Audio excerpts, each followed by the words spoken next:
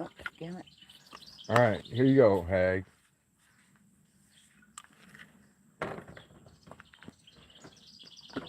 Good Hang on. morning. Fuck it. Hang on, I got a problem going on. Oh, take care of your problem. I got one too. Here. Okay, I'll meet you down there, yeah? Yeah. Oh, here, what does that mean? That means you just hit the wrong button again. Okay. Are we live? Yeah.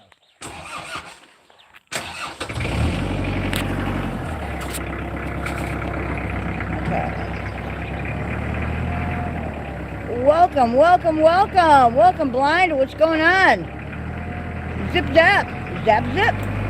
Welcome to the world's most boring live stream. Available on YouTube today. How are ya? There goes Bob. There goes Bob. Look at the big load Bob's carrying.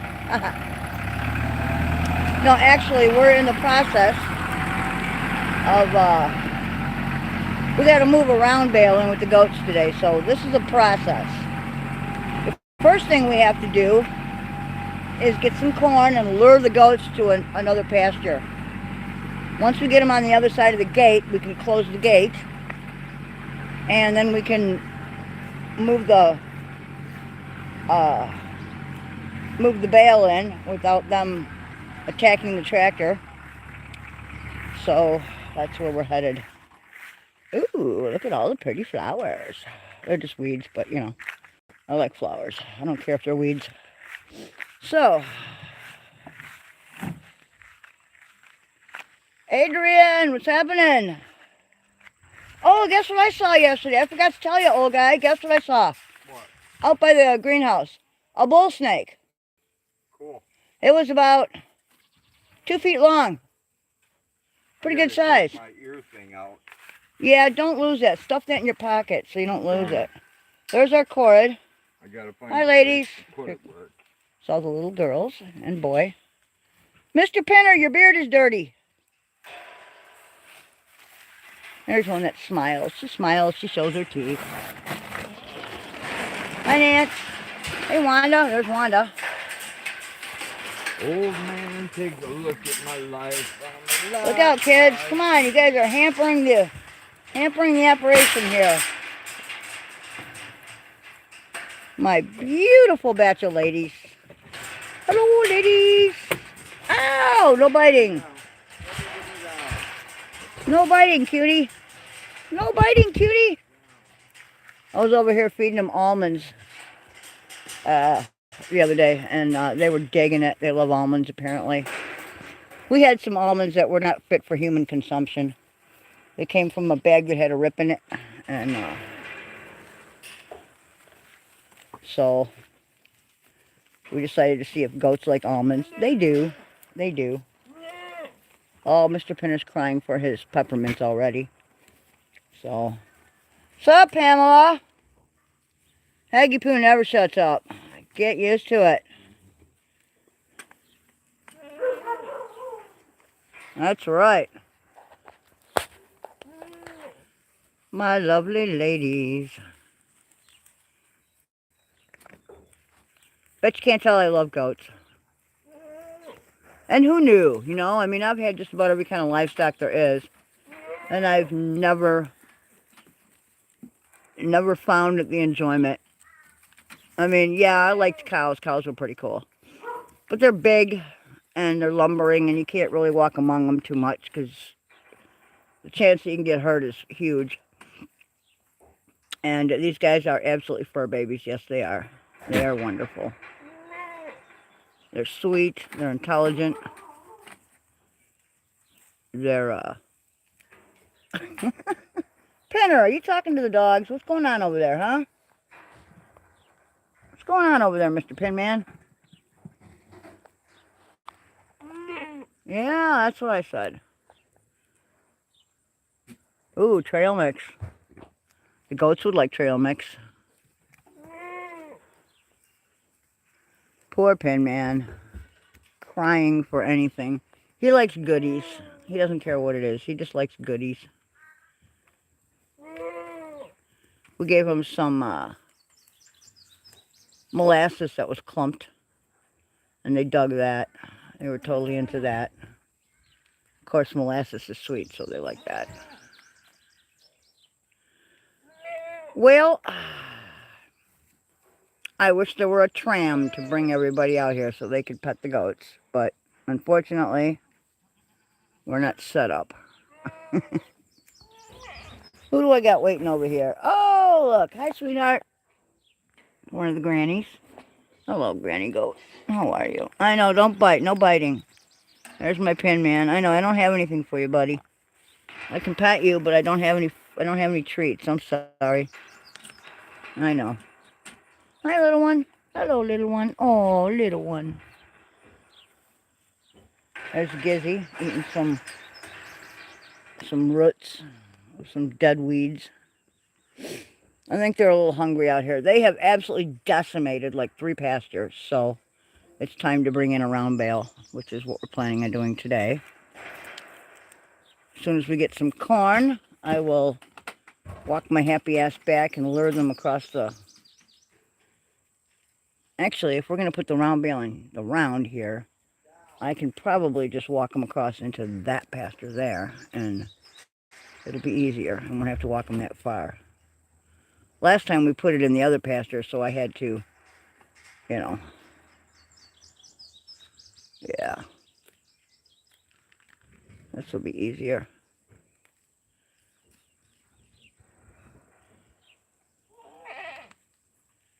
There's Polly. Hey, Polly. What's up? What's up, Polly? Princess Polly. Hey, Nancy. There's Nancy.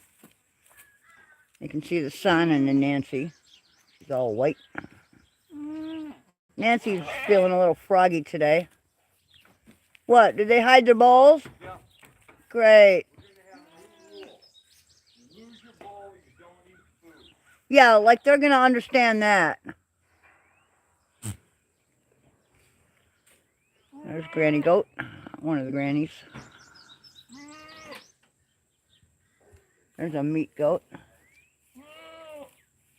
You can tell by the Rocky Mountain oysters. Here's a little cutie. Hi, sweetheart. Hi, sweetheart. I know. Hello, Miss Polly.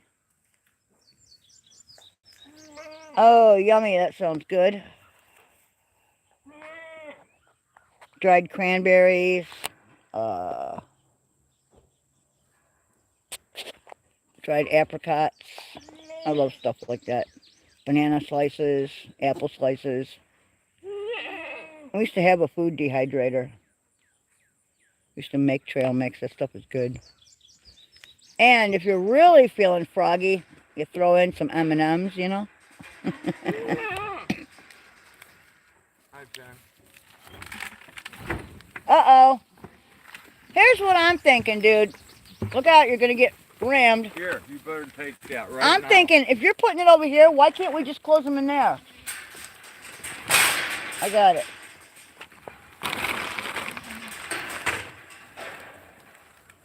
What are you thinking?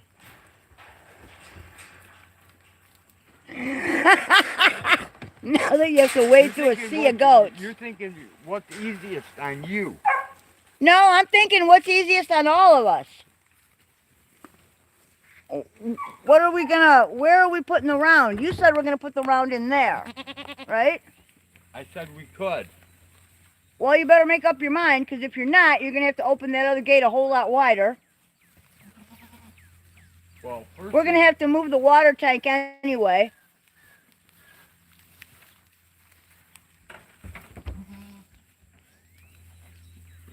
So what are you thinking? If we put it in there, I mean, I don't care where you put it. You said it was easier to put it here. Alright, what I'm thinking is, then you give me this. Okay. You make a run for that. Oh, it's gonna be a run. Or you give it to me and you make a run. Well, let me in. Hey, hand me that. They probably won't follow me with it. I can probably hide You can it. probably manage a little better. I gotta turn over their feeders once I get over there though. Here. Come on, guys. Come on. It's okay, Pinner. Come on. Come on, go. Daddy's got the food. Daddy's got the food. Come on, guys. Everybody in here.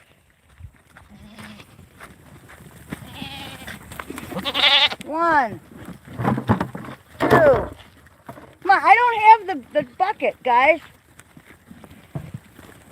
Come on, Donna. There's my beauty right there.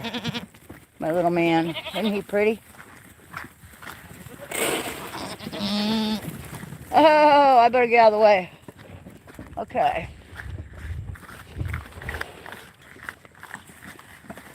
These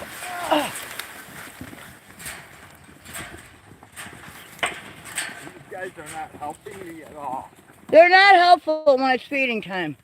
This is what I go through.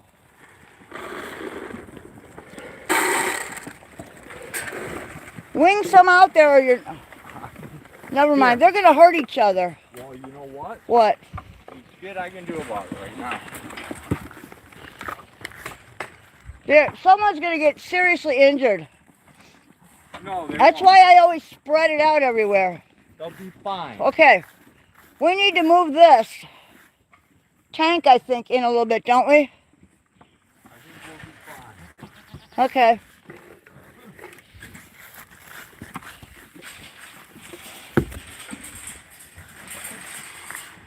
Okay.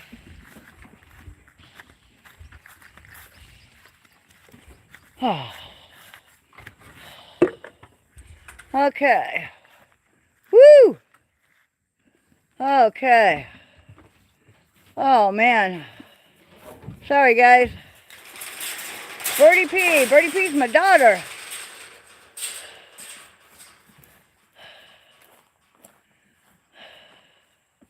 Hello, my Birdie P. Hello, everyone. Yeah, trail mix is awesome. Whatever your mixture, whatever you like, it's good stuff, man. I agree. Whatever you can put in it.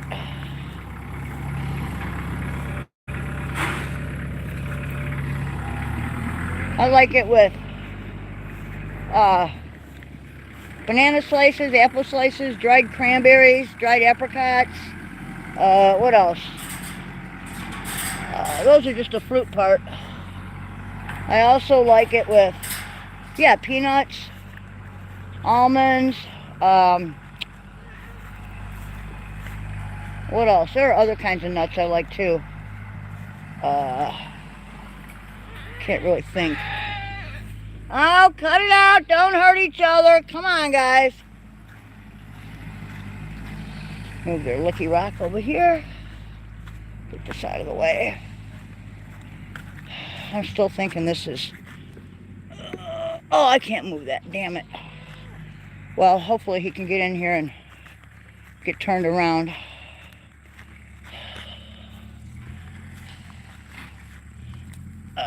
Without making a giant mess in here. Okay.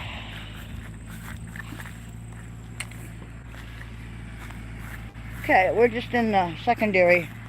This was a ring for like horses at one point in time.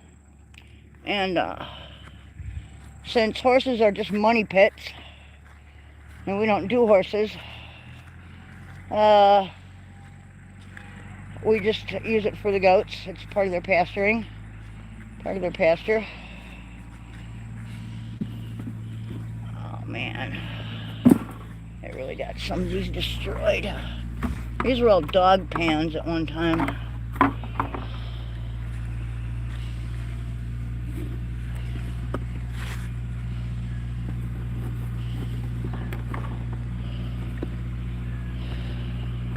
I even keep the broken ones, you know. Why not, right? Okay. So he should be coming anytime now.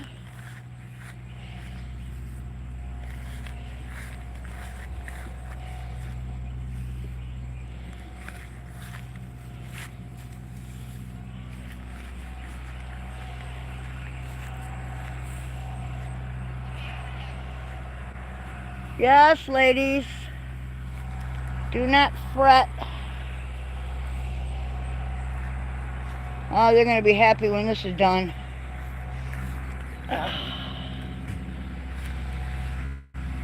They will have yummy, yummy hay to eat, and lots of it.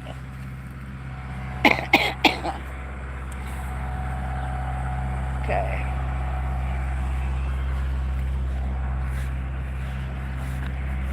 Here comes Bob. Here comes Uncle Bob. He's moving kind of slow. Okay. Another scrub brush.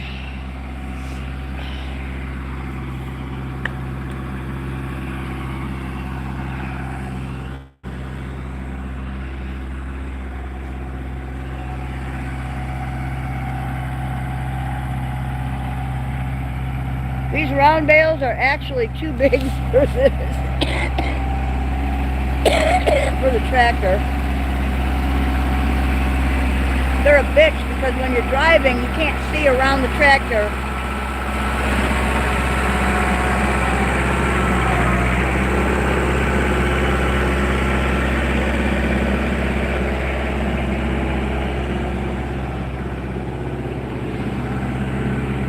See, look at the size of that thing.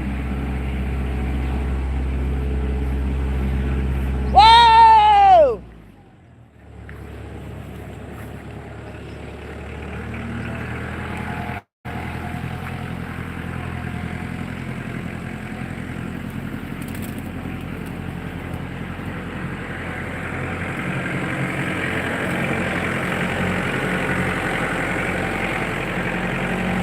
Right there!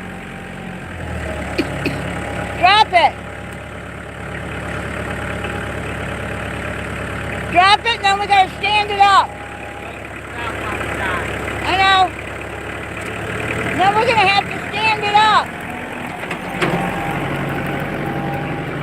Stop! You're ripping shit. You're caught.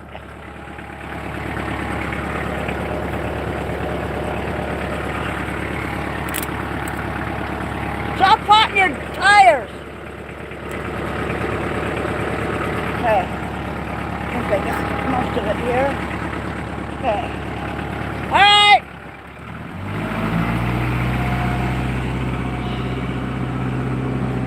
Okay. Oh, look. He picked up some teasel. It's an interesting weed, isn't it? Look at the flower head on that sucker. When these are dried, they make very interesting specimens for dried flower arrangements. We'll just leave that there for the goats to eat.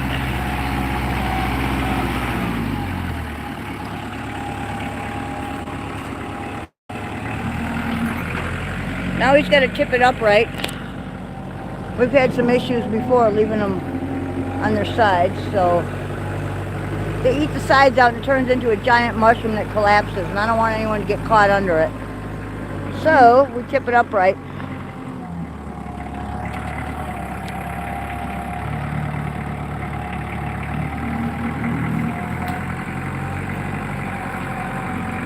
There we go. Perfect. Good enough. Now all I need is a knife. You got a pocket knife? I'll cut the netting. Okay. See, sometimes, every once in a while, does he race the tractor? No, not at all. Can't be done. This thing is a piece of shit.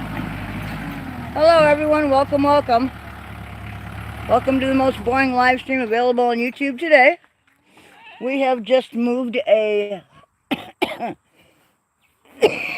round bale that's bigger than the tractor into here. Yeah, you had some of this stuff netting caught in your tire. I know. Yeah. It's all over the place. I know. It's alright. We got it. Yes, ladies. Oh, look at this. The anticipation is killing them. They love this stuff. They're like, ooh, ooh wee. Fresh food, man. Fresh chow.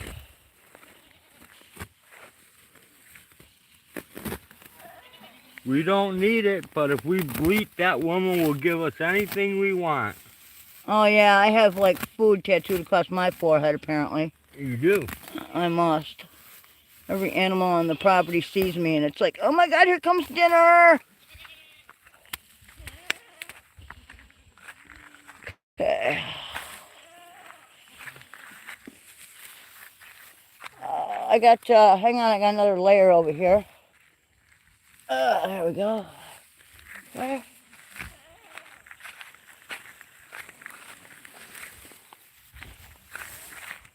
Okay, I got it all. Wait a minute. There we go. Beautiful. Got it all? Perfect. Ooh, look at this. We need to fill that sucker in before somebody busts a leg. It's a mole hole. Yeah, a moho, really? Yep. That looks more like a, I don't know what hole.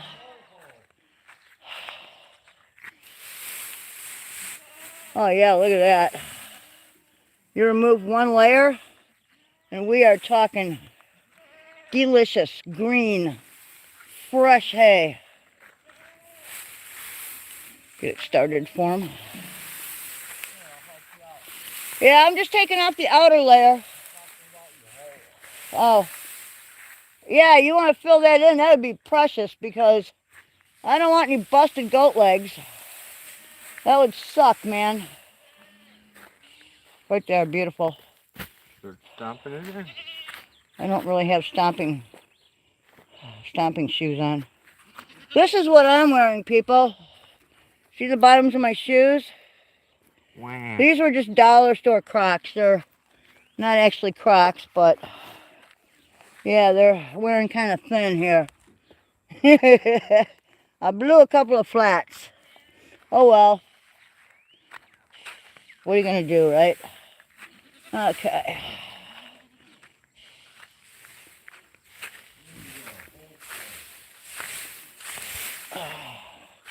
Okay.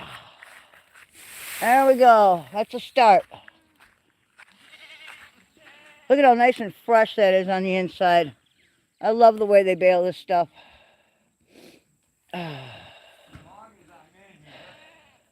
Oh, does this smell nice? Oh, come on! You're not gonna do that shit again, are ya?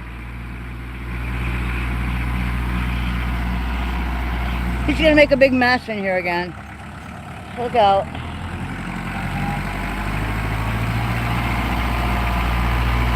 Don't make a big mess, please.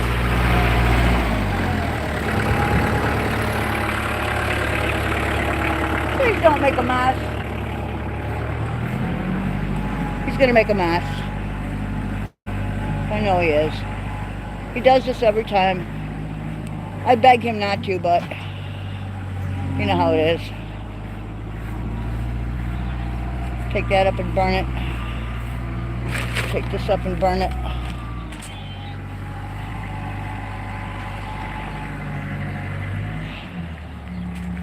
I beg him not to fuck with shit, but nope, gotta do it. So, oh, sorry to hear that, Pamela. At least you got a phone. I don't even have one. Patiently waiting. Hi, Brownie. Hi, Ella. Hello, Mr. Man. Yes. Guess what we have for you girls?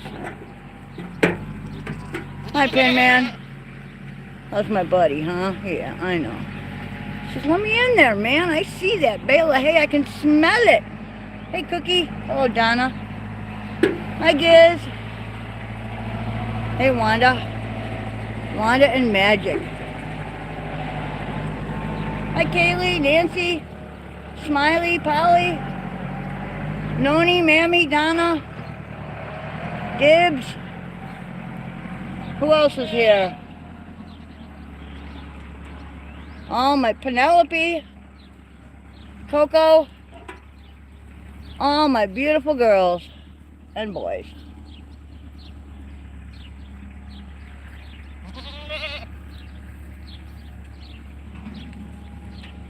Yeah, our herd is a little large. I'm so glad. I wish I had my glasses with me, but I do not. Yeah, see what he does? He makes a big mess. Now, I do realize some of this has to go out and it's got to go on the compost heap. I get that. What we really need is like a bobcat. You know? This tractor is not set up for this kind of shit. It's just not. It leaves big ruts.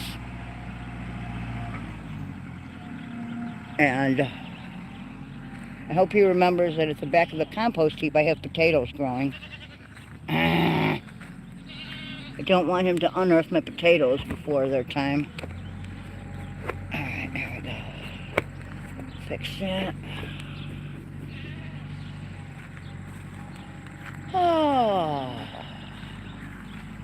One of these days I want to roll up all this white wire out here, this electric wire. Get that out of the way. I might as well walk this thing and look for the errant length of baling twine or anything out here that shouldn't be out here. Like this right here. What the hell is that doing out here? Don't know. Oh! Oh! Look at that. Look what else I found. It's a pair of OG's glasses. They look a little bent, but I found them. It's another pair. That's a second pair out here. Here's some orange twine. I don't know that I'm going to be able to get all this up, but... Oh, God, yeah, I'm going to have to come back with a knife.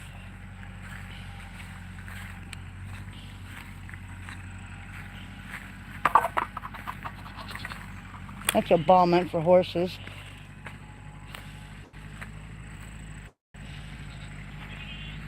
Well, they have a nice shed they can go in. Thanks to Huckleberry, it's got a door and 3 good sides there. We gotta dig it out a little bit here. But look at what they've done to this willow tree. That was a deer stand up there. Goats are very destructive.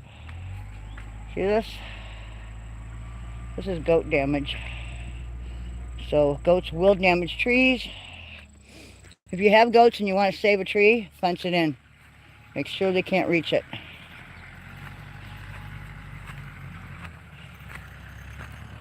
This is all compost here that I'm walking on. It's deep.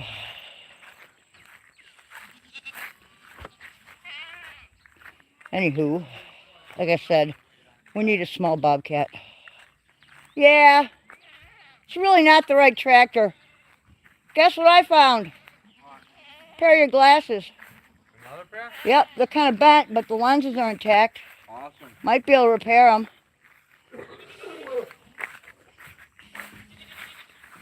Okay, got that. Keep the glasses here. Yeah, see that? I think if we can rebend the things there.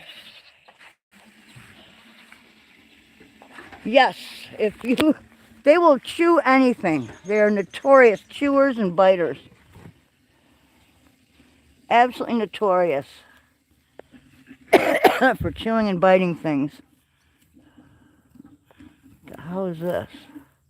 It's like some kind of fuzz left there. Get rid of that. Okay, there we go. Okay. Who, Donna? You just did Donna's feet. Why? What's wrong with Kaylee's feet? Kaylee is another one of the goats that needs... always have to trim. Okay, well, if she's been out to pasture... Yeah, if she's been out to pasture with the other ones, you may not need to. Maybe not. Okay. There's going to be a giant stampede as soon as we open this.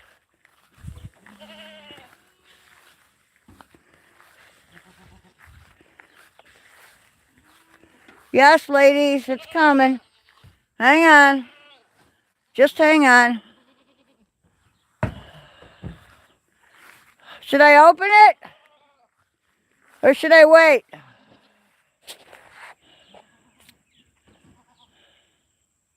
a knee replacement. That's not, my brother's had both knees replaced, I think. Sounds painful. He was religious about his physical therapy, so he's in pretty good shape. He's in his 50s. I think he had one replaced when he was still in his 40s.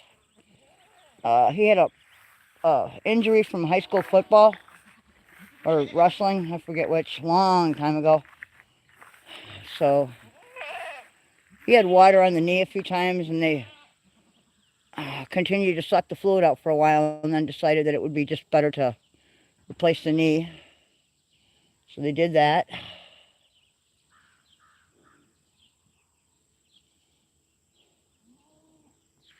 What the hell is that hanging from that tree over there? Is that a leaf? A piece of bark? Or is that a bat? What the hell is that? Oh, it's a dead piece of bark, it looks like. Yeah, it's a dead piece of bark. We have bats live in the trees over here. They come out at night and eat mosquitoes. Oh, looky, looky.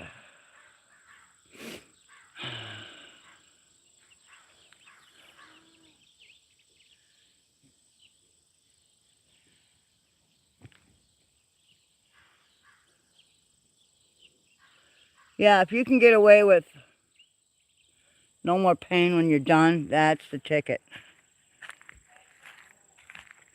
That is the ticket.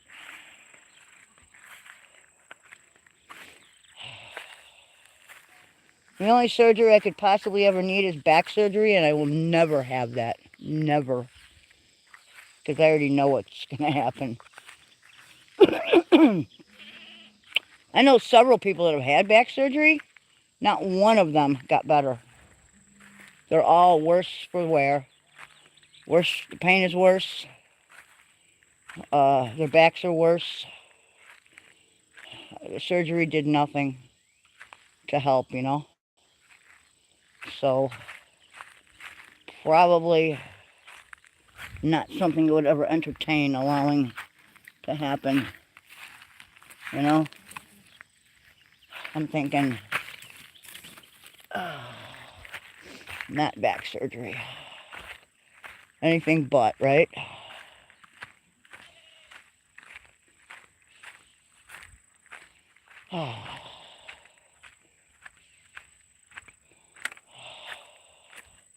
But I understand that knee surgery isn't really that bad.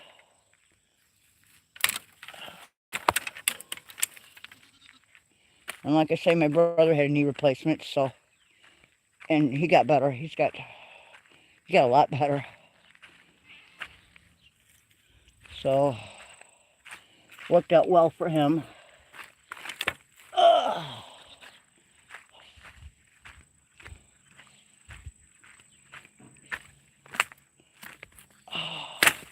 Firewood. One of these days I'll come down here and throw more of it over the fence here. Yeah.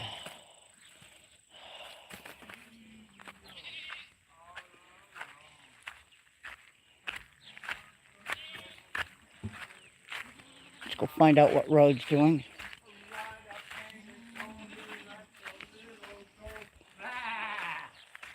Shall we feed them now? Shall we stampede them all in? In a minute. Okay.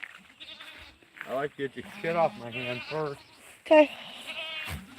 They're all following you. They're going, come on, come on, come on. Open the gate, please.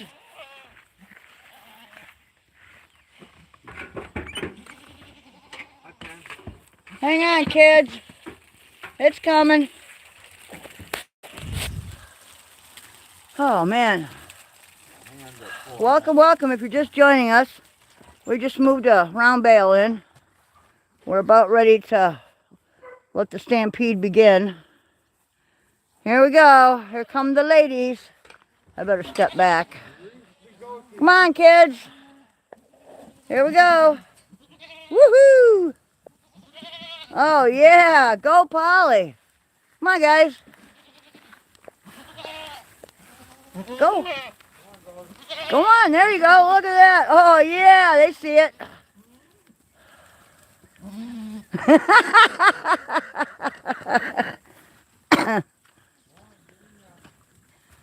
Come on, guys. Everybody happy? You happy, Coco? Well, go get you some. Go get you some. Go eat. Go on. Go eat. Darla's eating. Look, your daughter's getting some. Come on. Get in there. These guys are covered in hay.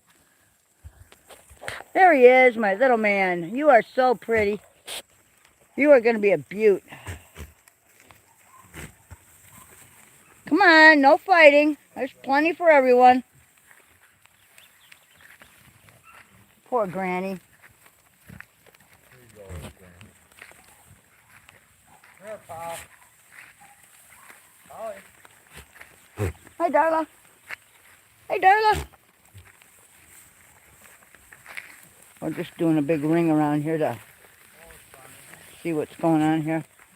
Look at them all. That's some happy goats right there. They will have this destroyed in a couple of days. Absolutely destroyed.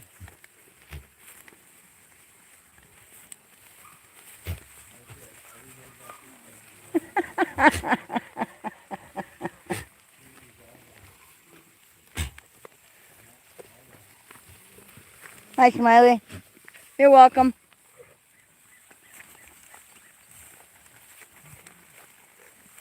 These guys are going to play, the little ones are going to play King of the Hill over there. Hi, Polly. With your what? I put everything in the wheelbarrow to take up and burn.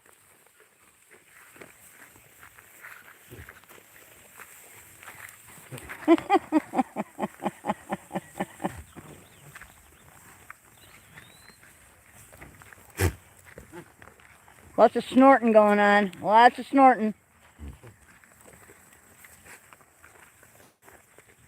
You all happy there, Mr. Penman? Whoa! Come on, be nice. Let the girls eat.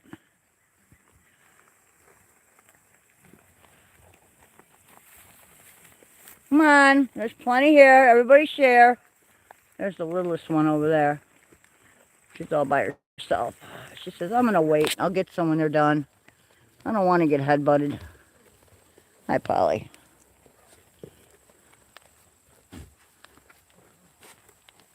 Okay, as long as everybody's happy. You know, I'm thinking, dude, how much water do we have here? Hi, Granny. Well, go get some. Go get some hay. What's the matter, Grandma? What's the matter, Granny? This is an old goat right here. This goat is ancient. Okay, they're finding water. Yeah, do you think maybe we should put more water? Because all this dry hay is going to... No. All right, well, I'm going to have to check it early tomorrow then. Check it early tomorrow. All right. Drink what's in there. Okay, here comes Coco. Coco and Granny over here. What are you girls doing? Go eat. Go get you some. What, you don't want any? What's the matter with you? Your daughter's eating. Ah. No, they're back over here because they got a piece of candy. And they think they're Which one's beautiful? I like them all. They think they're getting more candy, but This is Coco. None of you two. That's Granny. Granny's ancient. She won't make it through this coming winter. We'll probably put her down before winter. She can't maintain a coat. She can't maintain weight. She's got the perpetual shits. And we've given her every kind of medication there is, and she just can't do it. It's not happening. Coco's not that old. Coco's a good girl. All right, I'm coming out. Can't beat eggs. There we go. No, she's just old. That's all there is to it. But look at that. They're all happy crappy. Don't have to worry about them for a day or so with food here. All right, chicken time. All right, I'll grab the wheelbarrow. You go ahead and take Bob. and we'll go take care of the chickens. Oh, now that that's over with, that's a load off my mind.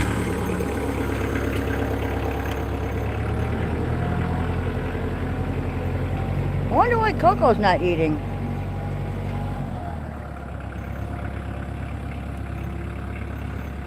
Granny's picking through the weeds over here, the grass, looking for almonds. I know some fell over here the other night. They probably smell them. Okay. They'll fight with each other a little bit. Let's grab OG's glasses here. Get my cart. And we'll head toward the chickens. Yeah, see, he tore that up a little bit. Look what's underneath it, though. I mean, look at that dirt. It's just beautiful.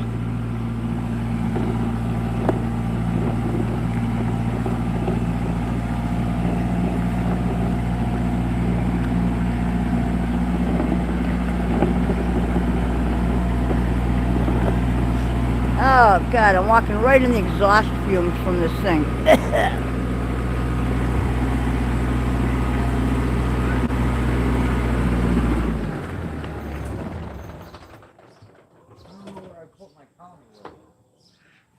Your what?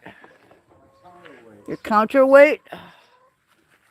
I'll put it somewhere around here. I don't know. Okay. It's time for chickens.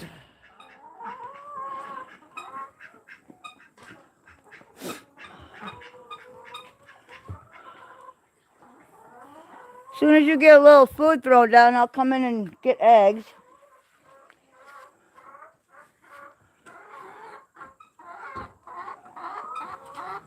Hello, ladies. Yuck. It's the yuck duck water. I wonder if they love to go swimming with bow-legged chickens. I don't know. I know the ducks like to swim. I don't know if they're bow-legged, though.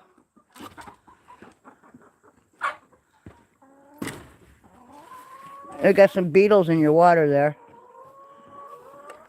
Awesome.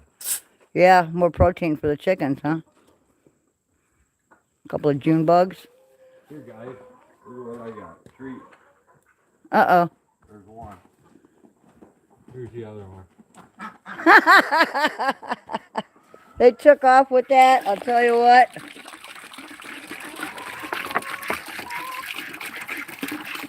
That's awesome. I had a great aunt who lived in Iowa. She had a chicken farm in Iowa, and I can remember probably being 3 years old and going out into the hen house with her and having her tell me, oh, just go ahead and reach underneath them and take the eggs. And her chickens didn't bite. Ours do. Our chickens don't bite. Well, they nip, and I'm not really, I don't like even that. Nip. But, you know. They tap you. Eagles are, oh, butternut squash. I try to grow acorn squash, butternut, spaghetti squash, zucchini, and a few others every year. This last couple of years, I haven't really put in a garden. You know, I'm just getting too old to do it all myself. I can't wait till Kim and Tyler and the kids move down here, because then I can get a lot of good help, and we can grow an awesome garden, including okra and all of the, you know, carrots and green beans and peas and pea pods and kale and all that nifty stuff that everybody grows. Cabbage, broccoli, Brussels sprouts, cauliflower, spinach. Forget them radishes. I don't eat radishes. But yeah, I can't wait to do a big garden. Although I must say, this year I did put in some squash. I got a yellow tomato plant growing. I'm not big on tomatoes. I can't eat the orange ones raw. I can't eat any tomato raw, really. They're too acidic. I break out. I'd like to try and get some bush beans going still. I've got some pole beans going. They're just not mature yet. I didn't have, my germination on my bush beans did not work out this year. I had some shitty seeds this year too. So I can't wait to put in a decent garden. Well, I've got all the makings for a fountain too, a little tabletop fountain. I want to build one of them. I got all the makings except the pump. So I think I gave the pump to somebody is what I did. So I got to get me another one from Harbor Freight. So, alright. Let's see about getting some eggs, shall we? Let's go in the chicken coop here. I'll bring you guys in. There's Mr. Guinea Man. Hello, everyone. Johnny, how are ya? We're in here. We're gonna go see about gathering some eggs. Oh, look at that. A nest full of eggs. Ew, I think I just squidged through some chicken poop. Oh well. Oh, that's gonna hurt you. It's not gonna hurt me. A little dirt never hurt anybody. You're gonna get a disease. I am not. My dad always told me, a little dirt never hurt anyone. Actually, it's good for you. You're gonna get Keeps your immune system strong. I'm not gonna get anything. Plus, I can always wash my feet, right? That nice little nest they got. Yeah, she's in there, and I'm not reaching in when she's in there. Yeah, she's in there. She's talking, which means keep your fingers out of my hole, okay? So we will do that. And what do we got over here? Oh, look! Hello, Miss Bird Rock. Thank you. Someone laid an egg up there. That is one ancient bird right there. That's from the bow flock. She is old. You are beautiful, though. Look at those old, gnarled feet she's got. Check those feet out, man. Look at that. She's an old chicken. Okay.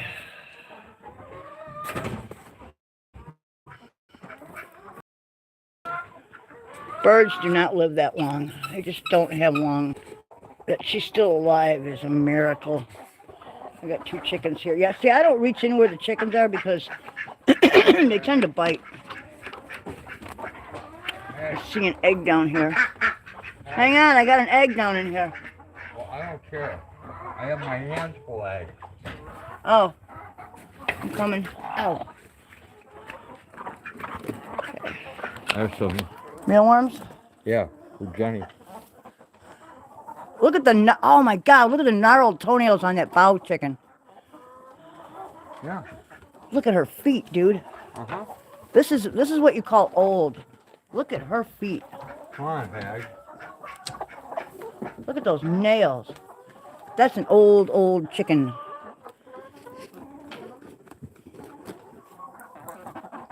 Sorry about that, guys. I'm trying to... You know, that chicken likes you looking at his feet as much as you would like someone pulling up your dress and looking at your clam. Going, oh my God, look at how old that clam is. She's just a beautiful bird. She's got ugly feet, but she's a beautiful bird. I'm surprised she even gets around. She's old. She's ancient. That's a granny bird. You know? She can't help it. She's just old. We got Mr. Lone Pecker over here eating food. Hello, beautiful. Miss Bird Rock. Yeah.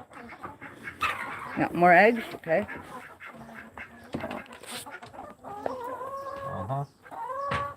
Yeah, she's not too happy. She's like, hey, I haven't seen live leave my chickens in eggs. a while. Leave my eggs alone, I've man. prepped his channel. Ow. I guess I should leave comments on his channel. You probably should. Yeah, when you go and lurk people's channels, you should leave at least one comment. Well, I don't Like hi or I don't anything. always comment. I always do a thumbs up though. Right. So Right. at least I do that. I know. But I do need to start commenting more. That would be nice. I'm sure they would appreciate it. All right, is this it for the eggs? Did you get them out from underneath this bird here? I believe so. Okay. I'm going to check. No, I didn't. Okay. I'm coming with the basket.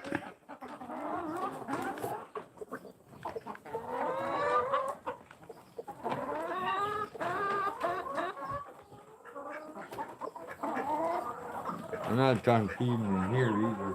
I know, it's okay. I'm just want to make sure I got all the eggs out.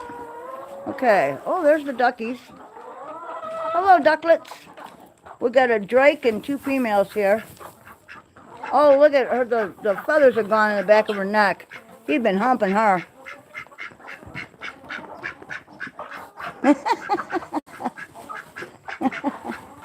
Waddle, waddle, waddle. See, they all follow each other. A little chain of ducks. I think it's funny. Okay, let me out of here. Let me out of here. Okay. Wow, them were some gnarled feet on that barred rock. But, like I said, she is ancient. I'm surprised she's still alive. She is super old. Okay. Gotta take this up. And what else? Hi, Sammy Samurai. You going for a ride? Did you want to ride? Is that what you're up there for? Okay. She nodded yes. Apparently she wants a ride. Alright, I gotta take this up too. It's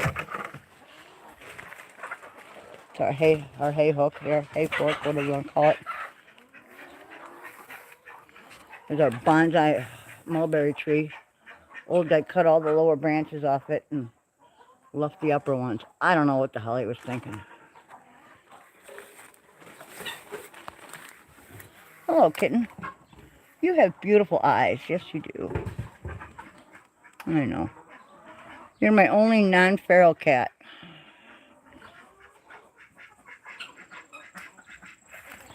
Okay. Hello, Mama Cookie. How are ya?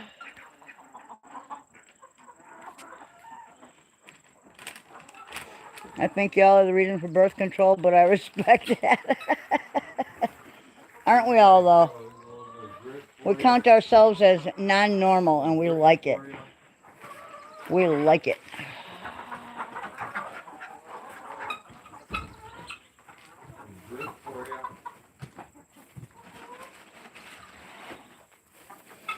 I got some mealworms and some grit today. And some bird seed. Some grit for you. Yeah, it's about time they had a little grit. We don't get grit that often.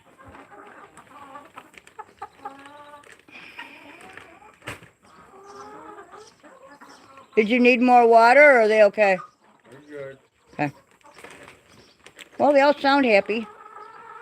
We got happy goats and happy chickens. Chickens look terrible. They're molting. They still got a ton of water left from Yeah, I see that. And that thing actually hung in there, huh? Yep. That's an efficient way to have water in there. The problem is getting that thing to stay in one position there. Not have it leak all over the place. I think Sammy Samurai wants a ride here. Cat's waiting on you. Absolutely. Absolutely. It's you know, one bag of cat food every once in a while is a good investment. Keeps these guys, you know, sticking around. And normally what I used to do anyway, is we had to buy dog food for the dogs anyway, and so we would just feed the cats dog food, which is a little lower in protein. But on the upside to that is that the cats would go out and hunt more protein. You know, they'd hunt mice and rodents and whatnot. This is probably like, I don't know, 8, 9 generations of cat right here. Her great-great-great-great-great-great-grandmother was a tortie. When we first got here, there was a tortoiseshell female and a big gray hairy male. And those were the 2 cats that were here. And after line breeding them for so long, we got to see what comes out. We got to see what torties are made of. And they are made of every color and kind of cat you can imagine.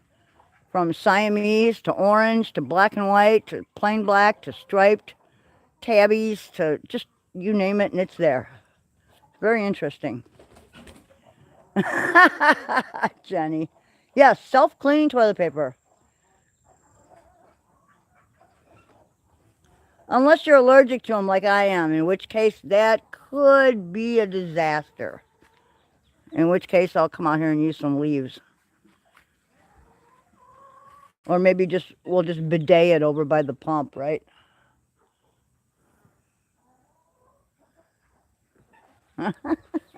Sinners. Oh, good Lord. What some people call sin, we call having fun. There are two things. Well, actually, we do talk about religion sometimes, but we're not political here. This is a non-political deal here. I don't like talking politics. Unless we talk about the government and how they're sucking us dry. You can talk about religion or politics all you want. Just don't expect me to be involved. Yeah, sometimes we just don't like to get involved in political things like, oh, I'm a Trump supporter, I'm a Biden supporter, I don't support anyone. And don't look at me because I didn't vote for him.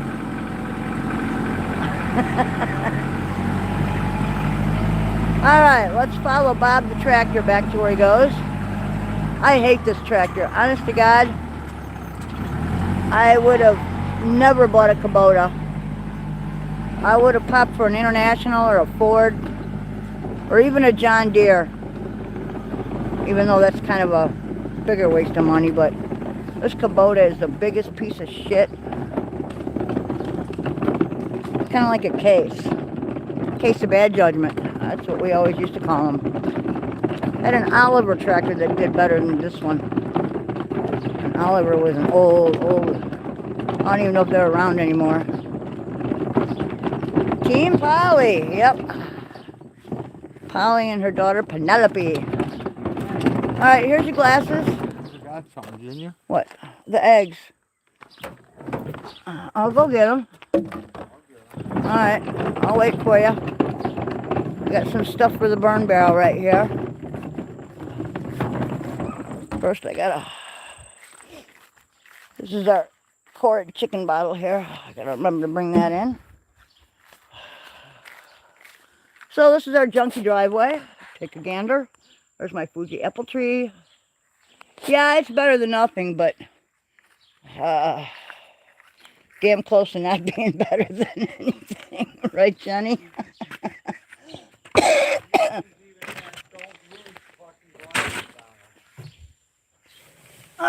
There we go.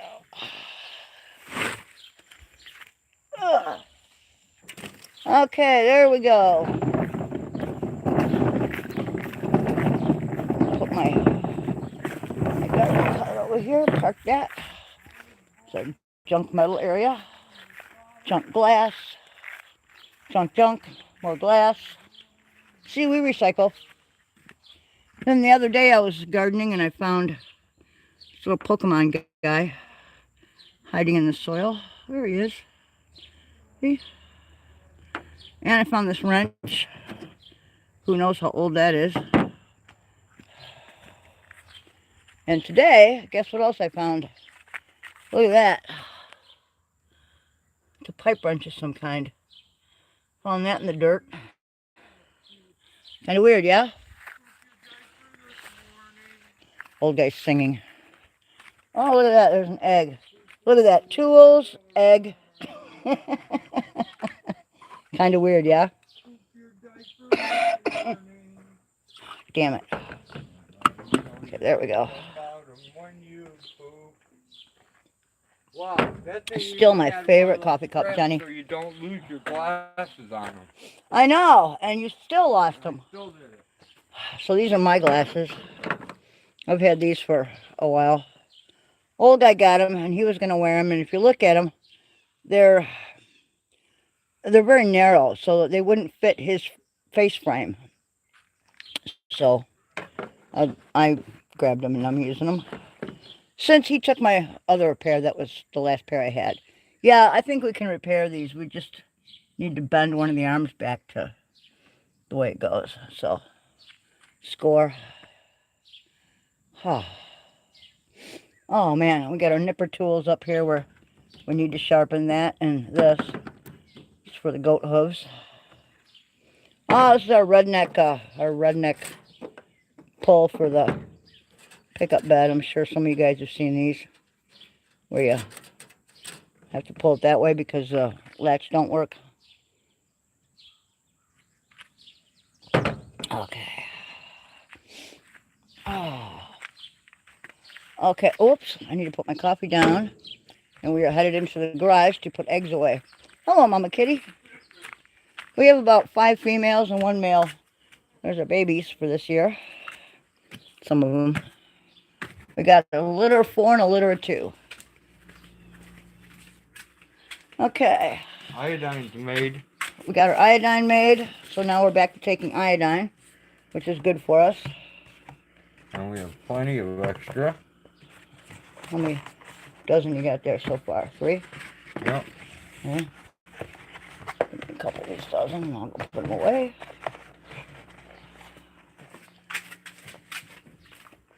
See if I can do this with. Ugh. There's a method to our madness. Not really.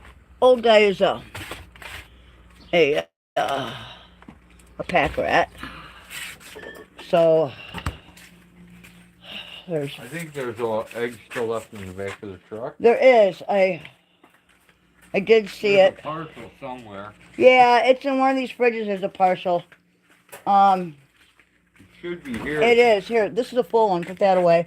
I'll bring the other one. And then I'll go get that other egg. My arm is burning. Hang on. Here, this is the parcel right here. And then let me out here and I'll go get that one. Hello, Mama. There's another Mama Kitty. There's some of her babies right there. Hey, little one. Sammy Samurai. There's a baby. And here's the egg. This looks like a duck egg. I think that's a duck egg. Every once in a while, one of our ducks, they're getting old, so they don't lay a lot of eggs anymore. Those are Khaki Campbell ducks, which are good for eggs. Here you go. There's your ducky eggy. Put it in there. You got another duck egg right there. This is not a duck egg. It looks like a duck egg. A chicken egg. Okay. You can tell by the way they feel. Okay. Well, we can save that dozen for us. It's not like we're going to get a dozen duck eggs anymore. Well, I just don't Mama want somebody Kitty. freaking out going, oh, I got a duck egg in my chicken egg. How would they even know? They're very similar. Most people wouldn't notice. Dude, if you're a country person, If you're a country person, you would know. Minute. You want to hold this? I got to go in and hit my nebulizer and... I get a lot of country people that come buy eggs. Yeah, I know. More than city people. I know. Can you bring me coffee? Yes, I can. I'll be right back. Hey, Wyoming Adventures.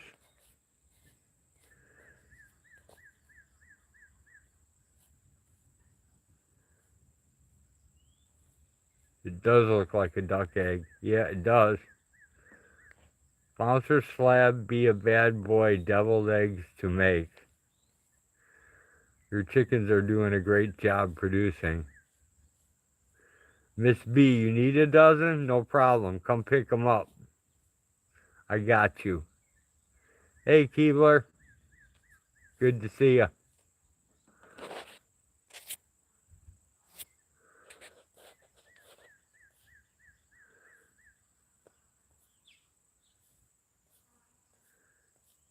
Hey, Sandra. Good to see ya.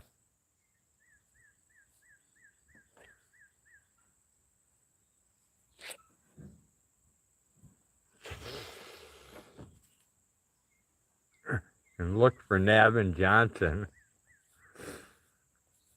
Okay.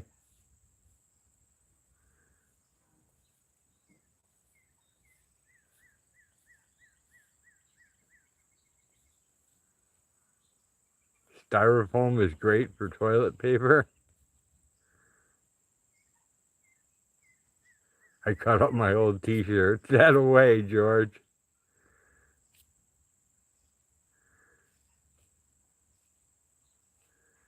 That's okay, Wyoming. I'm not an egg expert either.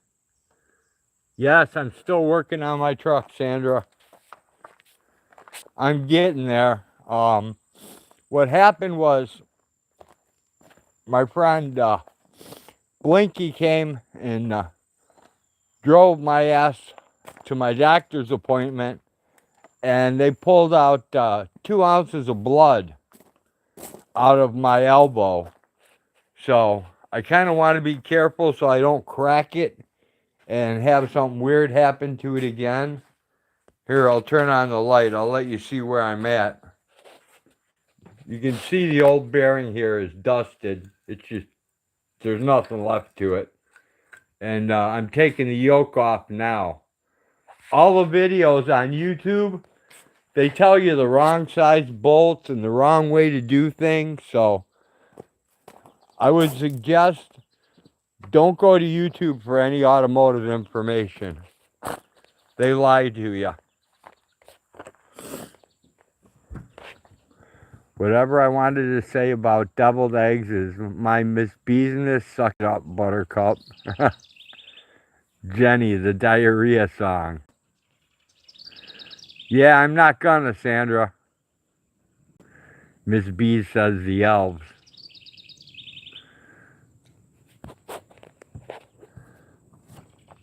And then here's the other part of the shaft right here.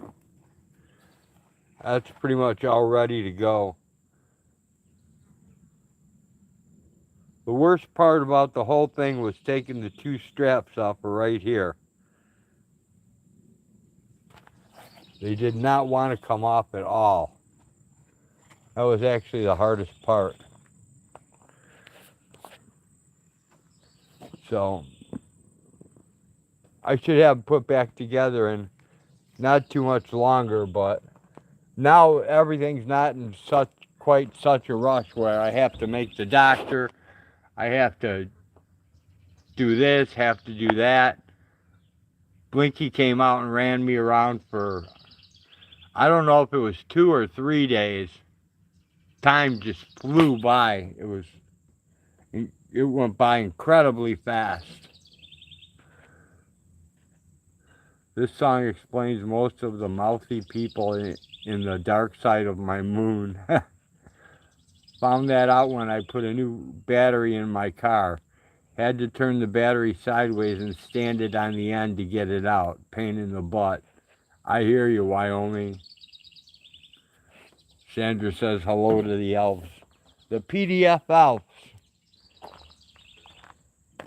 I didn't see the elves come in. I must have missed them. Damn.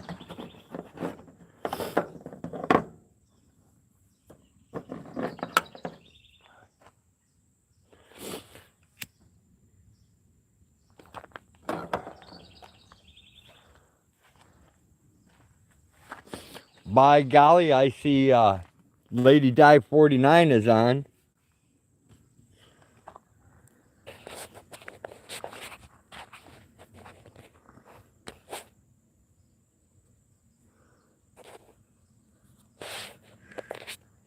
Actually, Jenny, before I went to the doctor, it really didn't bother me and it didn't hurt. And after they took the blood out, it was okay. And when they put that damn steroid in there. Your light is on in the back. Huh? Your light is on. My light? Oh, shit. Yeah. Yeah. They put like cortisone in there. Yeah, they put cortisone in my arm and it burned, so I've been a pussy about it.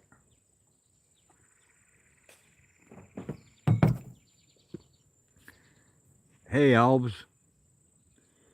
The question is it the real PDF elves? That's the question. Hey, PDF. Good to see ya. You found your glasses? Awesome, Sandra. I never found mine. Then Blinky gave me some. Hello. Blinky gave me some glasses. And then after that, I found mine in the goat yard. Yeah, but one pair is bent pretty bad. Now today we found another one in the goat yard. Well, this is the pair you found before, but I don't think you can really fix them. You know? They're hot glued, so they'll work. This is the pair I found today.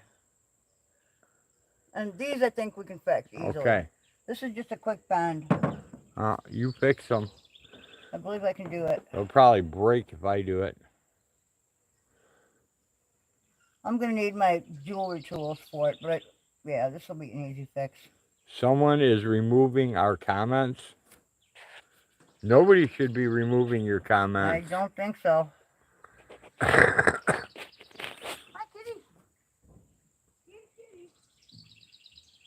I put them there to bring everything upstairs.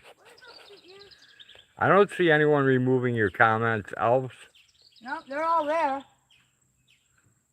Is it a setting on your phone, maybe? Unless it's YouTube doing it. That I can't control.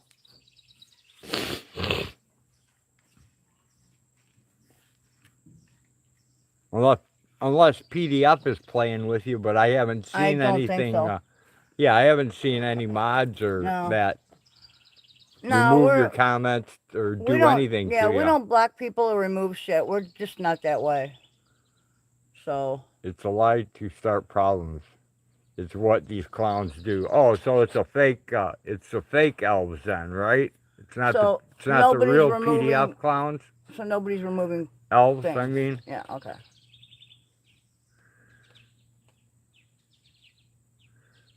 I thought the PDF elves were with PDF, not against PDF. You hear all the pretty birdies thingies? We put suet up. YouTube might have, but I don't see anyone on here doing it. Yeah, I haven't either, Wyoming. Nobody here would do that. They just wouldn't. No love lost with that bunch. Oh, I love the elves, man. Yeah, we're like non-drama. I dig their introductions. Farm and comedy. Xander agrees with Nightbot. So do I. I wonder if bots have bot sex.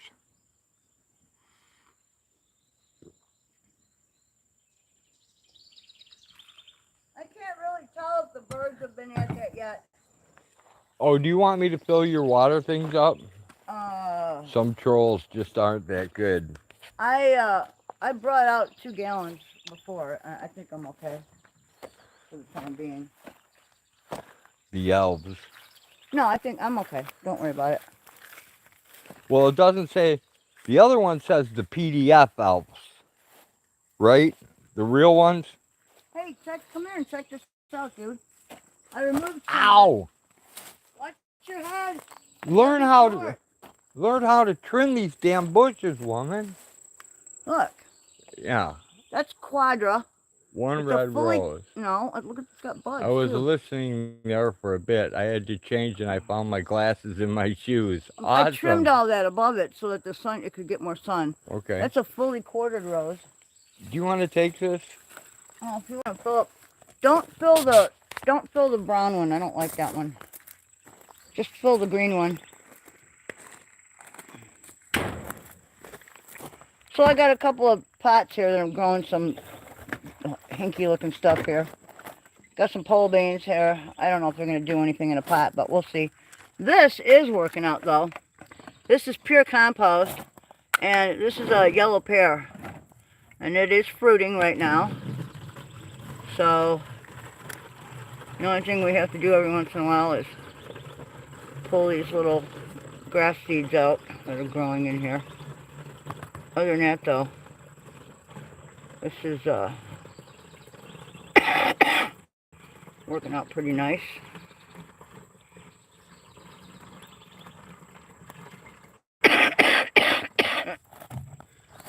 Anyone that has hemp seeds, I'll take them off your hands if you're willing to part with them. Those are sunflowers. They need a bigger pot, but they're actually getting pretty big here.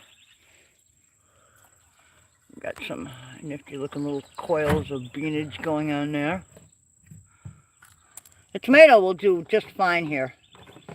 Like I said, that pot is pure compost from top to bottom, so, you know. Okay, your water's done. Thank you. Okay, I put those inside so they're in the shade kind of more. Thank you. I got a daylily in a pot here that I I need to, yeah, the goats came and ate all the leaves off of this one, so I had, these were beans. Little Larry Sambo. That's a daylily right here that I need to Little Larry Sambo, find a spot in the garden for. you will. Okay. Once this thing takes over up here, you know, it should grow fairly decently. Did you see how fast my buckwheat came up? Yes, it always comes up really fast. Oh, you gotta totally watch your head in here if you're tall. You don't have to. Check it out, guys. I'll show you. If it's still, yes, it is still here. Check it out. It's a pawpaw. There it is. Look at that. That's a pawpaw fruit right there. And as long as the deer doesn't get it, this is my pawpaw grove right in here. So, as long as the deer, I can keep the deer away from it, I will have pawpaws. I've got daylilies in here, and there's tulip bulbs along here. There are roses growing under here, all kinds of shit. The baby goats got out and decimated these roses. However, they're making a comeback. I've got these beautiful new canes growing. So, bring back my body. And then I'm gonna pick some of these rose hips here, and I've been reading about how to grow roses from seeds. So we'll take some of these hips and see if we can't, you know. Pawpaw is one fruit that you never see in a grocery store. That's because Abe Lincoln stole them all. No, it's because they cannot. Okay, if you pick them and eat them at the wrong time, they can be toxic. So you have to really keep an eye on them. And another reason that they don't commercially sell is because they have not developed one that will ripen at a specific time. It's just too iffy to give to the public, apparently. But, you know, you eat them when they're absolutely ripe. There's not a lot of fruit there, but what is there is absolutely delicious. It tastes like banana coconut custard. There's a lot of seeds in it, and each fruit does not produce a lot. By golly. But they are, yeah, by golly, but they are absolutely fantastic. By golly. The rose seeds, I just read an article in Horticulture Magazine. It's an older magazine, but yep. I save them. So I was just reading, and they had an article on how to start roses from seed. Yep. So apparently what it is up to 4 months after the petals have dropped from the rose and the hips have formed, the seeds will be viable. So at that point, you take them out. They recommend that you separate them from the meat and everything with a blender. I don't recommend that. I would think the blender would tear the seeds apart. So I'm just going to open them up with my fingers and a little pocket knife and take the seeds out is what I'm going to do. And then you put them in a seed starting mix in a baggie, moisten them up, put them in your refrigerator, and anywhere from, I think it's a few months to 3 years, they need to stay in there until they've started to germinate. When they germinate, then you take them out, you pot them up into, they don't necessarily, like you can use a 2-inch pot, 2 inches across, but they must be deep. And you can get the little rose starter pots. I save them from when I buy rose starts. So I've got a whole bunch stacked up in the garage here. But so my pleasure, Wyoming. I do this every once in a while. I do garden walks, and I show everyone the kind of soil that I mix myself for my potted plants. As a matter of fact, that soil that you saw, the compost in the pot, I do not, that's only for like vegetable, like seasonal gardening. My house plants and my indoor bulbs, because I'm a bulb freak, I have like hippeastrums, which are amaryllis, and rain lilies and crinum and scadoxus and sperkelia and a bunch of other ones. What I use for those is I make my own, and I use pine bark fines. It's called the gritty mix. I use pine bark fines, coarse perlite, and granite chips. And all the particles, it's a larger particulate. You would use it, let's say, if you were growing bonsai, okay? You use one layer throughout the entire pot. Yes, it drains incredibly quickly, and you don't want to water in sips. You want to water absolutely thoroughly. And you water it, you wait about 10 minutes, and you water it again. And, of course, when you're growing inside a container, you need actually to... It's... you need a fertilizer that's readily available to the roots. So you need something like a chemical. You need Miracle Grow, basically. You need a liquid. So when it comes to like the garden outside, I'm totally organic. But you have to think about it. Growing in a garden is completely hell and gone from growing in the confines of a container. So I could do like a 2-hour, easy, I could do like a 2-hour talk on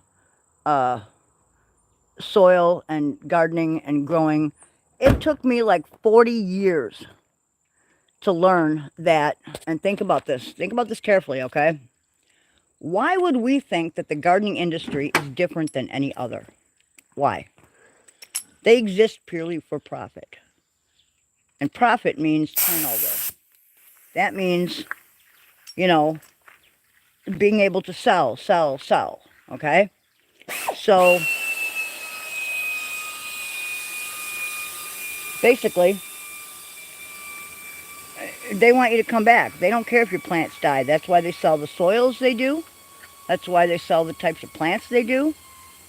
I don't know if you remember, but back in the day, like when my grandma was alive, my grandma grew garden mums that came back every year. And we live in Gardening Zone 5. We're in Illinois. And they came back every single year. The mums you buy now, you're lucky if they survive, you know, and come back in the spring. They usually don't. That's because they're being bred more for flower, color, shape, size. They're not being bred anymore for hardiness. Hardiness is off the table. When I buy roses, I only buy own root roses. I do not buy grafted roses. Grafted roses are a waste of money, especially if you live in a cold climate. If you live in a warm climate, a graft isn't really a big deal. But when you live up here and, you know, where your temperatures can dip, you definitely need, you know, something that's going to be hardy. And grafting is not a hardy thing, unless you want to bury that graft. And then you stand the chance of, you know, having the species root send up runners. And then you don't know what rows you're actually growing, you know. So, oh, we barter as much as we possibly can. Up until recently, my husband was bartering his pain specialist. We were bartering appointments for eggs, jellies, apple butter, whatever his wife asked for. We would bring it, and you know, this guy charged a lot per hour, but you know, it was really. And then when he retired, it was a big loss, a huge loss. Now we have to pay for it, and it's tough, let me tell you. But okay, here's a little tidbit. Gardening in the ground is hell and gone from gardening within the confines of a pot. So you have to use different methods, different methodology for each thing. Think about it. If you grow in the garden, you know, you grow in the ground, Mother Nature has an entire army ready to provide those plants with everything it needs. There are worms and grubs and insects and nematodes and moles and mice and everything down to one-celled things that help to break down decaying matter into usable, readily uptakeable food for the plant. You don't have that in a pot, and you can't accurately duplicate that. You can't. You cannot balance. You can't balance the pH and everything else like Mother Nature can. It's just impossible. So in a pot, that's why I make and use my own potting soil. It's not really soil, it's a larger particulate. And like I said, it's made out of pine bark fines, coarse perlite, and either turfus or granite chips or cherry stone. There are a lot of substitutes you can use. So depending on where you live, that will determine, you know, what's available for you. But there are a lot of different things that you can use. And I like to sift everything through different sizes of like screening, so that everything is about the same size. You want your particles to be anywhere from like 1/8 of an inch, not larger than 1/4. And all the particles should be approximately the same size, so that when you put them in the pot, you avoid what's called a perched water table. It all has to do with physics, basic physics that we learned in like middle school and high school biology. Very, very basic. It all does make sense, and it took me a really long time to find someone that could teach me, that could lay it all out in layman's terms so I understood it. You know, I mean, you read a lot of gardening books, and some of the stuff is so technical that it's either, you know, over our heads, or they don't really get into it because they're still stuck on that social grind, you know, where whatever the gardening industry's telling them, that's what they're going by. And I don't go by that. So, Bouncer, I hope you got extras around. Bouncer's our resident comedian. You'll excuse him. We just let him joke. He keeps everybody smiling and happy. Okay.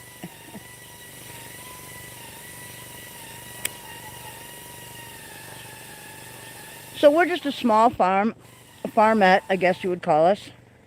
We're under 100 acres, and we have hay fields, pasture, and we run a goat herd of anywhere from 2 dozen to 3 or 4 dozen goats, depending on, you know, like I'm getting ready to drop my population. I have about 40 goats, and it's too many, so I've got a lot of meat goats for sale. We run our chickens. We have the aviary full of chickens and ducks. And hopefully we're going to get some more quail. We did quail before, and it was a good success, so we'd like to get some more. Caturnix quail. And what else do we do? Oh, we're thinking of in future doing rabbits too. I've done domestic rabbits for food, so we're thinking about doing that again. I have lived and farmed on a dairy farm where I milked 80 head of Holstein twice a day. And we grew corn, soybeans, oats, wheat, and pasture, hay fields for the cattle, of course, and for crops for about 800 acres worth. And that was a long time ago. That was back in the 80s. So I know things have changed. We had a 4-row planter, a 4-row combine, so you're talking smaller, you know. Enough for 800 acres, but it was a lot of work. A lot of work. We had our own machine shop. We put up our own hay. We put up our own straw for bedding. We were constantly swapping out, you know. Absolutely self-sufficient. Here, we basically, I don't buy that much meat, or I try not to. I don't like commercial meat. I will not buy commercial chicken. We try not to buy commercial anything. You go to the store and you look at the beef and it's all like bright red. That's not the real color that meat is. Meat is more of a rusty brown. That's the color it should be. So we generally put up like 2 deer every year. We hunt. 2 deer feeds our family quite well. We also have pheasant, wild turkey. There are other animals here we can eat if we need to. There's a lot of tree rat. We have a lot of squirrel. I've got some in the freezer right now. We raise chickens and ducks. We can eat those. I would eat goat, but I'm not a big goat fan. I don't really care for goat that much. I would eat one if I had to, but I prefer venison. So, yeah, we're very self-sufficient. As with any small farm around here, we've got our own generator in case the power cuts. We kind of have to. This little trailer here, this is my daughter's. That's where her family comes down and stays. Hopefully they're going to come down and we're going to turn one of our buildings into a home. A permanent home for them.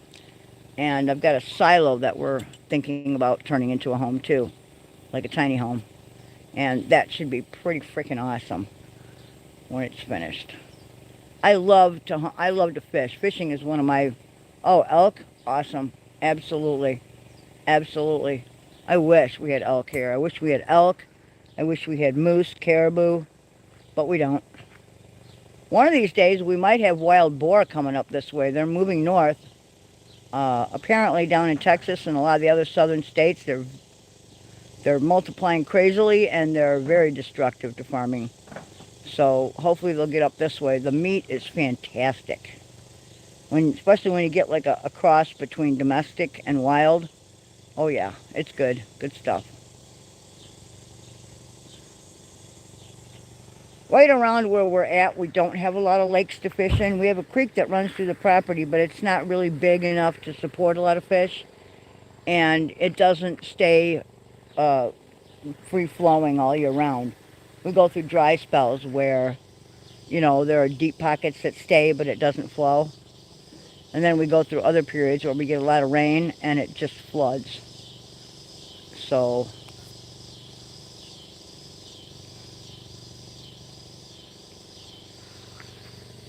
but I know there's a lot of things around here we can eat. We've got a lot of weeds that are actually edible, like dandelions, which you can make a lot of different things out of. The roots make a good tea, a medicinal tea, I understand. I've never made it, but I know they do. You can eat the leaves in a salad, or you can wilt them and fry them in a little bit of butter or oil. The flowers make a delicious wine. I've made that before. That came out really good. We have wild raspberries, blackberries, gooseberries, and as a matter of fact, we just put up a bunch of raspberry jelly. That turned out really good. And this is a Fuji apple tree right over here. And every year we make apple jelly, apple butter, apple sauce. And we also have wild grapes. This year we hope to turn, this is the first year that this vine over here is producing. And I'm hoping to turn some of this into, there we go. Yeah, there we go. Look at that. So I hope to turn some of this into either some purple lightning or purple, grape jelly. I'm not sure which. We'll figure it out. There's a lot of things. We have mulberries. The mulberry trees around here grow like scrub trees. So we always have mulberries. We have sycamore trees and maple trees that we can tap for syrup. We wanted to get into apiary, but, and we were doing good for a few years. We were doing wonderful. We had some really nice what do you call them? Filled with bees, and with all the sprayer planes that have been going over, I'm kind of thinking that the poison is just too much for them, and they died out. So I'm not happy with that. Tomorrow morning, I'm calling the Illinois Department of Ag, and I'm going to have a little talk with them about the low-flying planes around here. I believe that when a plane flies so low that you can actually see the guy's face in the cockpit, that's too low. That's when they're buzzing your farm. And they're scaring the shit out of my goats. And my goats are running from the other end of the pasture all the way up to the barn, and there are fencing in between. I'm afraid someone's going to get caught in a fence and get injured or break a leg, and I don't need that. So, I will be complaining. And if they need me to fill out forms, I will happily do that. I don't expect any compensation, but I do expect that particular company of planes to get reprimanded. We'll find out. So we got that going on. Right now we got a couple of dogs being raised. They're herd guards. We have a lot of coyotes and coy dogs around here, so we need the protection for our goats. And they are a great mixture. They are Maremma, I believe Maremma, Akbash, and some kind of Anatolian something or other. I'm not sure, but they're beautiful dogs. And they live in the barn with goats. And they will eventually just live, sleep, and eat with the goats. They'll start eating corn with the goats, corn fines. You'll see them eat some hay. They like to smell like the goats. And when birthing season, when kidding season rolls around, they'll be present and they will eat the afterbirth and clean up after the moms so that predators don't come around. They're very adept at their jobs. And it's always good to have a herd guard. Yep. Yep, it all depends on the dog, you know, and what job you need it for. We don't need herding animals, we need guards. So, and there's a difference. We've had, well, Road comes from 3 generations of dogmen. We're actually kind of well known. I don't like to toot our own horns, but we appear in books and videos from back in the day when we bred American Bulldogs. Performance American Bulldogs. Not Johnson, not classic. Performance American Bulldogs. They actually had decent muzzle, excellent temperament, good genetic health. We never had problems with dysplasia or anything else. I mean, not never, because every once in a while you will have problems. Any breeder that tells you he's never had a problem, he's lying. But the deal with breeding is that most people today, you know, they're either AKC or UKC or CKC, and those kinds of organizations preach, you know, don't line breed, don't inbreed because it causes genetic problems. Well, no, it does not. What it does is it doubles up on your good and bad genes, and that's where people drop the ball. You have to cull. Nobody wants to do that. What? I'm just in general. You know, nobody wants to. Oh, line breeding and inbreeding are critical tools. They're wonderful tools, but you got to know how to use them. It is not the Bulldog channel. You got, well, you know, breeding any animal is the same way. Right now we're line breeding our goats, and we started out with like 5 or 6 different breeds of goats, and we're line breeding. We're mixing milk and meat goats of several different breeds. We've got Alpine, Kiko, Toggenburg, Saanen, and a couple others, Cashmere, and a few others. And we've been line breeding them. And, yes, Johnny, absolutely. And, you know, you have to do the follow through when you're breeding. You've got to cull, you know, and that's where people get all squeamish and can't do it. And you have to. A good breeder will do that, you know. I mean, let's face it, you know, it's like, okay, for instance, the American Pit Bull Terrier is kind of a dog without a job at present. Not enough time has passed for it to really settle into a new job. Ever since the Animal Welfare Act of 1976, it has been a dog without a job. You know, and everybody, because of media and because of these, you know, tree-hugging organizations, everybody has this horrible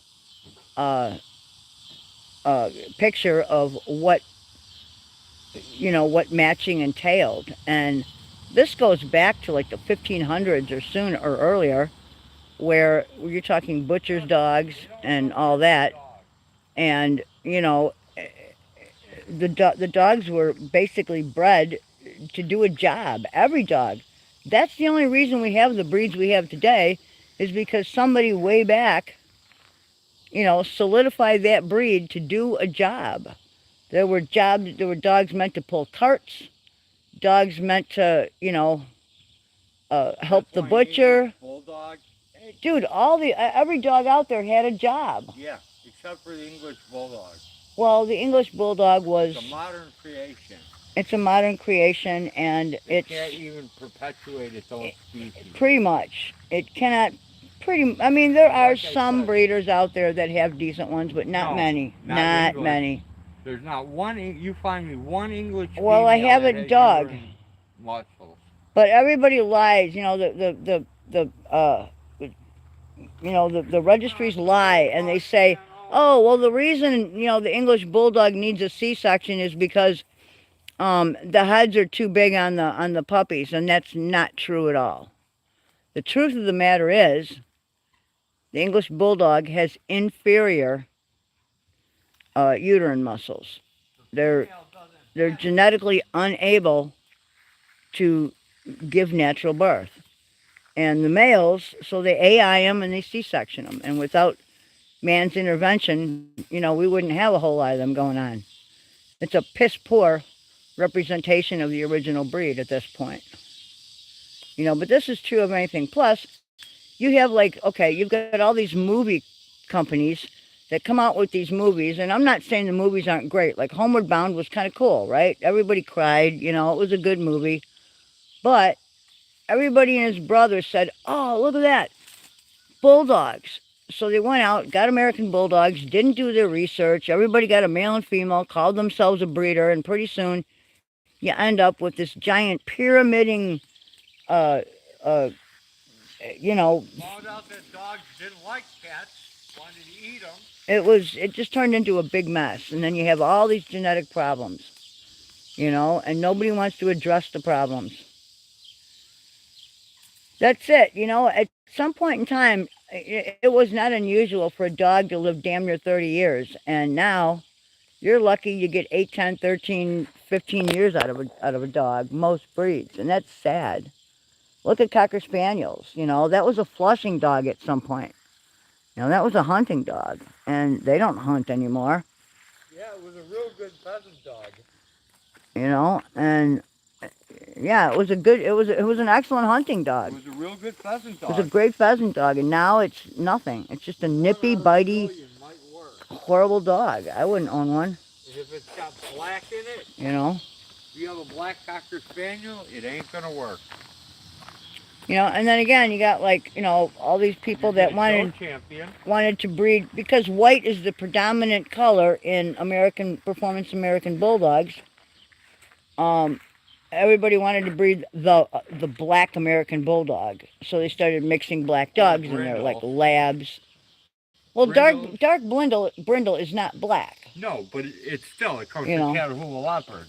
Right, but nobody wants to admit that. That's where my color came from. Well, yeah, and we were big enough to admit that Catahoula was part of the breed. Well, you can't build something without knowing what's in it. Exactly, and that's part of it is research. You have to know your history. You got to crunch the numbers, and we live in a day and age where we have the technology. There are computer programs designed to help you with that. As long as you're good at inputting data and you're religious about inputting that data into your program, that program will help you to decide who to breed next and what you're going to get. It will calculate your coefficients and all that, You can do it before you even do the breeding. Trump says without knowing the history, you're not qualified to breed a dog. Absolutely.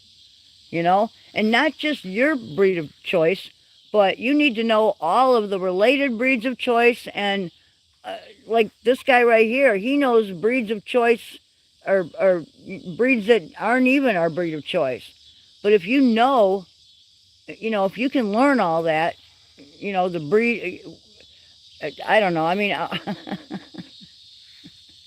I get ahead of myself and I get tongue-tied because there's so much information, but... That's why I got a Bulldog channel. And I remember the phone calls we used to get, Oh, do you have pups on the ground right now? What color are they? Well, those are two questions a real breeder doesn't want to deal with. What difference does it make what color a dog is? Are you buying it for the color? Do you buy a car because it's red? No. You buy it because it's safe and mechanically sound. That's what you buy it for. You know? Or it's fast. Or you know, so what difference does a color make on a dog? You know, that's like one of the last criteria. You know, you're looking for genetic health, longevity, temperament, conformation. You know, what does a show ring tell us? Nothing. Nothing. Not a damn thing. You know? So you need harder testing on your dog, and unfortunately, you know, most people don't understand it. They just, you know. People for the ethical treatment of animals. Oh, PETA? People eating tasty animals? Yeah. They pretty much ruined anything. Man. Yep, PETA ruined a lot of stuff, man. With a damn clicker. You know, yeah, I would never use a clicker or treats to teach a dog, to train a dog. No, no, no. I had the best dog trainer I've ever run into. His name is John Naroditsky, and he trains out of Florida. Last time I heard of where he was, and this guy has a gift. He is a phenomenal dog trainer. Johnny Russian. Yep, he's Russian, and he is food out of refrigerator. Absolutely. Oh, that guy can clear a buffet, I'll tell you what. But again, he's a phenomenal trainer. And you know, he'll evaluate your dog and let you know if your dog is ready to be trained in what you want it to be trained, or if it needs to sit on a shelf for a little bit longer. Or if it's even possible. You know. There are certain things that you can hide with good training, but why would you want to hide a flaw in a dog? Start with a good dog. You know, start with a good, clean gene pool. So, I could go on. And what I know about dogs could fit in his shirt pocket along with his cigarettes and lighter. That's what I know. And I still know a hell of a lot more than most people know. Been there, done that. But breeding goats is the same way, you know. You can talk about goats all What are you doing? Be very careful. I got grapes growing in that tree. I know. I want you to quit talking about dogs on my regular channel. Fine. We're talking about goats now. That's fine. Breeding goats is the same thing, you know. We're line breeding right now. You can talk about Bubbles having sex. I don't want to talk about Bubbles. So, basically, foundation is everything. Yep. What are these things? What? Just seeds from a scrub tree. Feed them to the goats. Or feed them to the chickens. I don't care.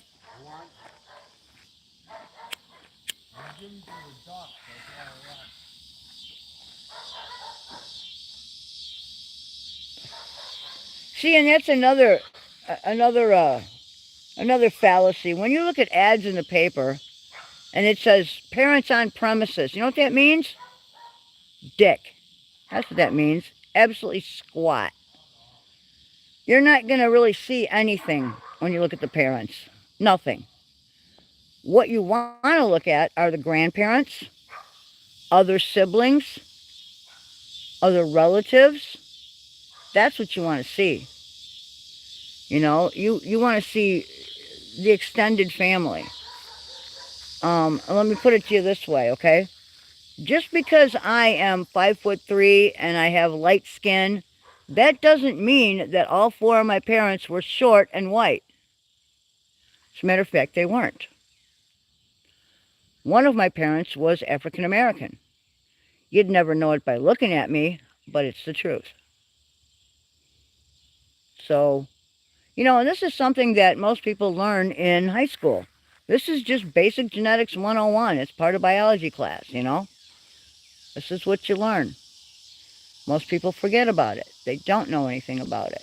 They don't bother to research. Yeah, parents on premises. Or, you know, grand champion. Grand champion what? In a show ring? Huh. Big fucking deal. So what? So you stack your dog and walk it around a ring. Big deal.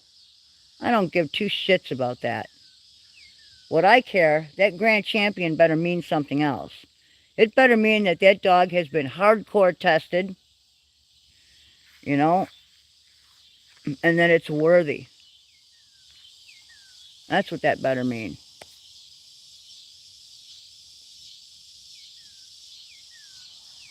You know, and then again, you know, height isn't everything. That was just like an example I used. But, you know, conformation isn't everything either. You know, I mean, some of your not great looking females have produced some totally awesome offspring. I had a totally awesome female American Bulldog, 85 pounds, a little big, yeah. Um, because of one relative 6 generations back on her mother's side, she could not reproduce herself to save her own hide. I bred her 3 times to 3 different sires, and she couldn't pull out a decent pup. She could not give birth to a decent pup. We ended up putting down 2 out of 3 litters, and I think we kept 2 males out of 1 litter, and they turned out okay. And that was it. So it is what it is, you know. But I had CompuPad, you know, I had the computer program where I could input the information and it would tell me what the inbreeding coefficient was. It would give me all the numbers.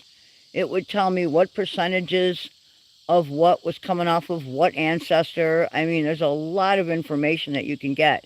You don't have to crunch the numbers on paper anymore. You can do it through computers. So,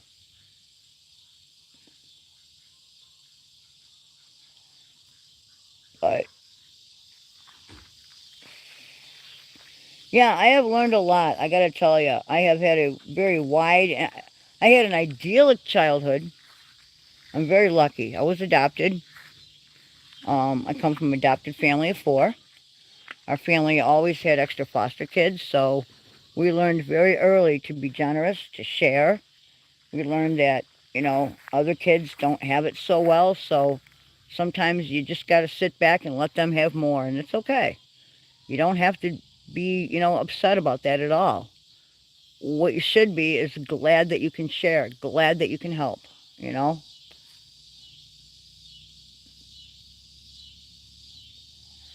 And from there, I pretty much had an idyllic youth, you know, young from 18 up. I've done just about everything you can think of, career-wise, you know, except for high-end white-collar work. Haven't done a lot of that, but never wanted to. I've driven a semi cross country. Um, went to trade school for that. I'm not college educated, but I was a wife and a mother, stepmother. Um, I couldn't have my own children, and I lucked out. And Rhodes X took off to become a truck driving whore, and that's okay with me because I got to raise 3 of the most wonderful children, and I hope I left an impression on them. I hope I did good by them. Birdie P's my daughter, and I love my kids with all my heart. And the way I look at it is that they were born in my heart, not from under it. That's what my mom always told me, and that's what I tell them. And they're very special. And my grandkids, I've got a total of, let's see, 1, 2, 3, 4, 5, 6 grandkids. Just had a new one born to my son. My son Drew and his wife just gave birth to a little girl recently in June.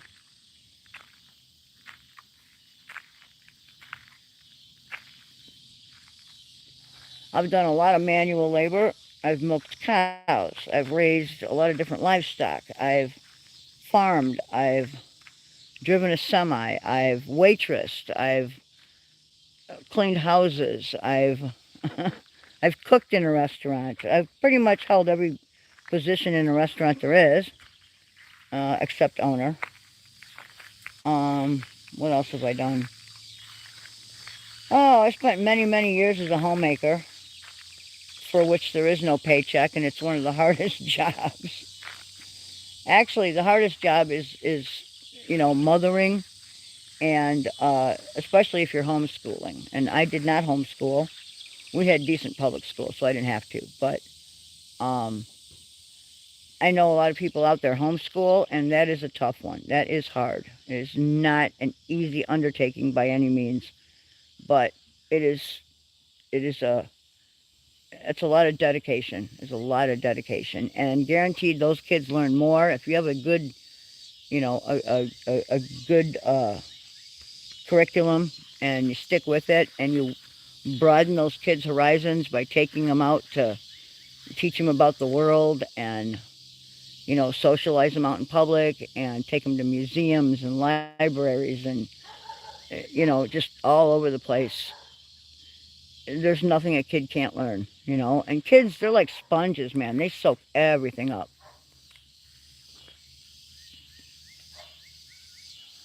Yeah, there are some decent things that are associated with the internet, but you also have to understand, and a lot of people don't, but you have to understand that the internet is 50% decent and 50% bullshit. And you have to have a logical mind. You have to be able to critically think and use common sense, all with a grain of salt, to figure out what's what. But if you can do that, and this is another thing, I decided early on that I did not want to be like everybody else. I did not want to conform to the social construct, you know. I did not want to do that. I didn't want to be like everybody else. I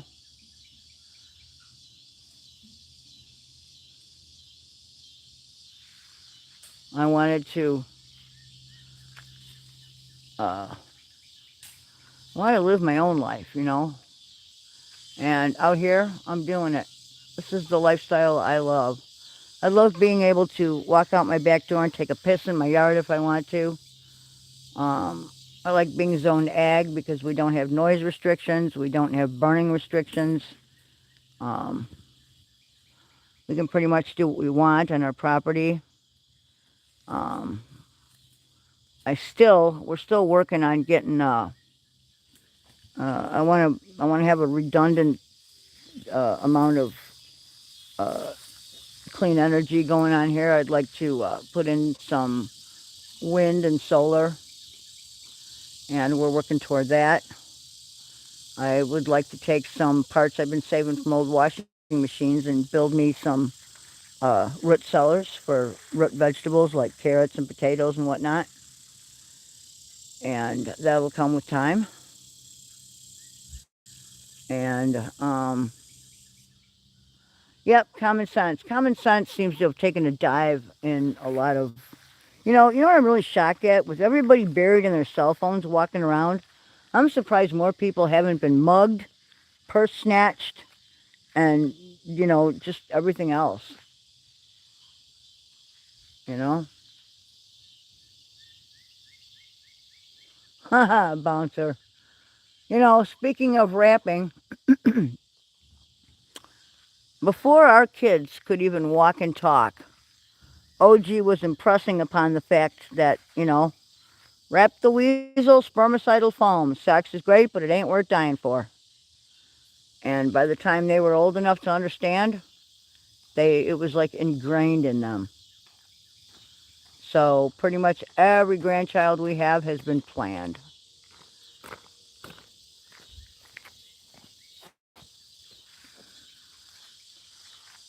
Oh, I would have given anything to keep going with kids. If I could have had more, we would have had a larger family. We would have had at least 3 more. But then again, looking at today's world and the way it is, I'm kind of glad we only have the 3, because bringing more kids into the world, I don't know, man. If I were starting out now and I were young, I don't think I would bring any kids into the world. What I would do is adopt. I would give children without a home a fighting chance, you know?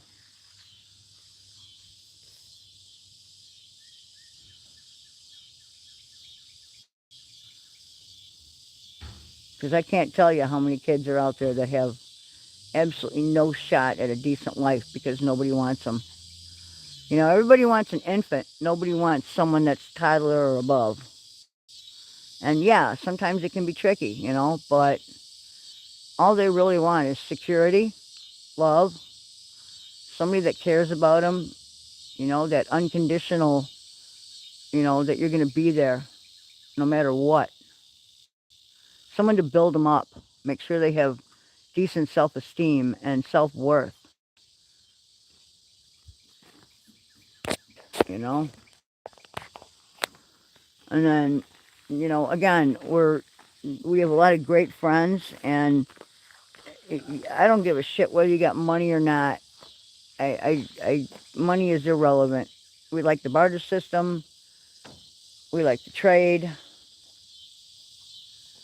Um, I mean, I'll take cash, but, you know,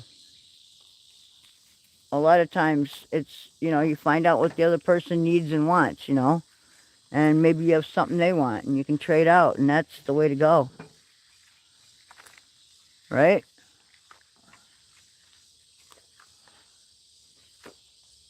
Yeah, those are a little stiff.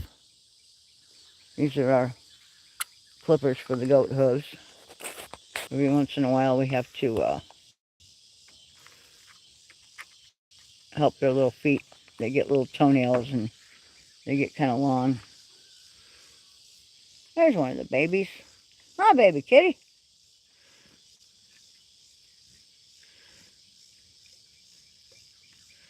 Intently watching. Don't look at me like that. They're so cute at that age.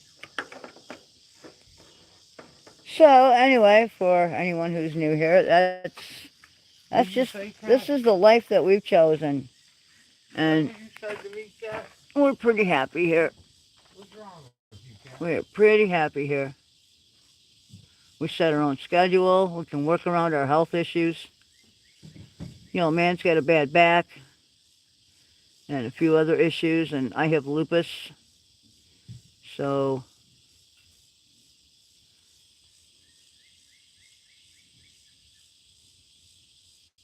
oh, and speaking of lupus, when I first was diagnosed, the doctor I was seeing gave me this giant list of medications I had to take. So I started taking them. You know, what did I know? And they had me on prednisone and some kind of medication borrowed from malaria and something borrowed from chemo. And all of those medications are borrowed from something else. Lupus only actually has one medication that was created just for that, you know? Oh, yeah, you do have to deal with the cards that you're dealt, but sometimes, you know, you can put a few down and pick up better ones, if you're lucky.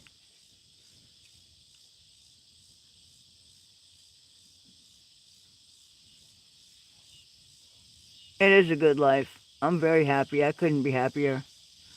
I got a great guy. I got great kids. I got great grandkids. I got the best friends you could have. And, you know, everybody in our channel here is fantastic. I have no complaints, you know. Well, the problem with all the medications I was taking is all the side effects, not to mention the cost, you know. But then we started seeing, oh, we were introduced to a doctor, to our dog trainer, actually. And the first thing he told me was, when I showed him the list of medications I was taking, he said, "Oh my God, you have got to get off that shit. It's going to kill you. You got to quit taking the steroids. You got to quit taking this. You got to quit taking that. Just get rid of it all." And the first question he asked me after that was, "What's your diet like? What are you eating? And what are you drinking?" And I told him, and he's like, "Okay, here's what I want you to do. Stay away from processed grains and sugars, especially the processed sugars. Get that out of your diet. You know, meat is fine. Eat good meat. But you know, try to eat a more natural, organic diet, and see how that works. And I'm gonna tell you, I feel 100 times better. If I eat McDonald's today, I'm sick for like 3 days. Like I feel like I have the flu. It's it's it's just awful.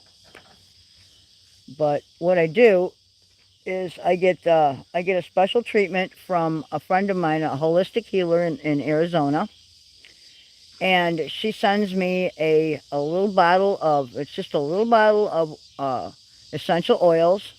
It's a proprietary mixture of some are very common oils, others not so common. Uh, the base is coconut oil, and there's lavender oil, clove oil, thieves oil, and a bunch of other stuff all mixed in. And we use that in conjunction with deep tissue massage and pressure point therapy. And we do that like once every 6 months.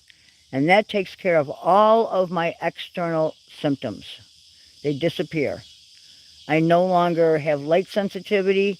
I no longer blister in the sun. I don't have skin rashes or issues. It absolutely helps everything external. The only thing it does not get rid of is the pain. No spider face, no fucking cold sores. Yep, my cold sores disappear. The butterfly rash on my face goes away. I don't get that. Yeah, it's absolutely wondrous.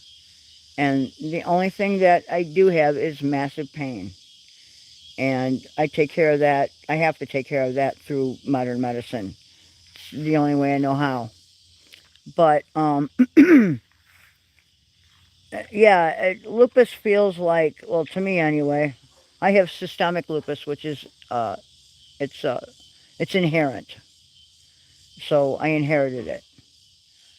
Um, it feels like there are millions of little tiny garden gnomes inside my bones digging away at my bone marrow with like dull butter knives. And it is incredibly painful. And it's 24 hours a day, 7 days a week, 365 days a year. It never lets up. And on top of that, I get nerve stabbing pains, like somebody's taking an ice pick and just jabbing it, and jabbing it, and jabbing it. And that's incredibly painful. And it can last anywhere from a few seconds to a few hours.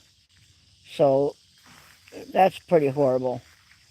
But if I can, if I can keep the, you know, if I can mask the pain well enough, and I get my treatment every few months, every 6 months or so, I'm in business. So there's something to be said for that. Mother Nature has something for everyone. It has something for everything. I mean, you know, there are cures for everything. See, that's the problem with our medical industry now. They don't want to cure you. They want to treat your symptoms. Because that way you'll keep coming back every month to get more prescriptions, right?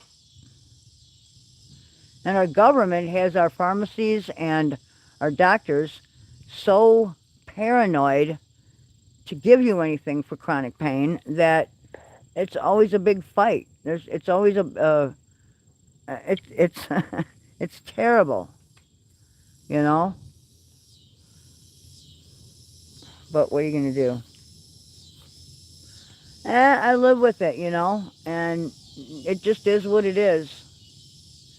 You know, and poor old guy, he was involved in an industrial accident where he got his back crushed and messed up, and now he's got a lot of spinal bone spurs growing toward his spinal column. And if he moves the wrong way, his legs go right out from underneath him. And it doesn't happen that often, but when it does, he could be down on the couch for anywhere from a week to a few months, pissing in a coffee can because he can't get up. And it is awful. Big pharma, yep. They want all the money. They don't want to cure you because then you won't be coming back. You'll be cured. So why cure you? They just want to treat you so that, you know, the symptoms will keep coming back. And as far as, I don't know if you guys have seen some of the commercials for medications, which that blows me away to begin with, that we even have commercials for medicines. Aren't the doctors supposed to know about medicines and tell you, the patient, what they think you need? It shouldn't be the other way around where we get the commercials and we go, oh, hey, doc, Yeah, I saw this commercial on TV and I need that. Shouldn't be that way. We're not doctors. We don't know. You know? But yeah, there's, you know. I need that little blue pill to get an erection. Yeah, and you know, come on, man. You know, men that are 30 and 40 years old are taking, you know, have erectile dysfunction. Come on, what's wrong with that picture? Are we that stressed as a society? Well, I think part of it is our totally compromised food, uh, the foods that we eat. You know, everything is made with chemicals. What? I said, I think it's too much internet porn. Well, it's too much porn. It's too much stress. It's a compromised food source. It's, you know, it's everything. We're ingesting all these chemicals. We're ingesting plastics leached into everything we eat.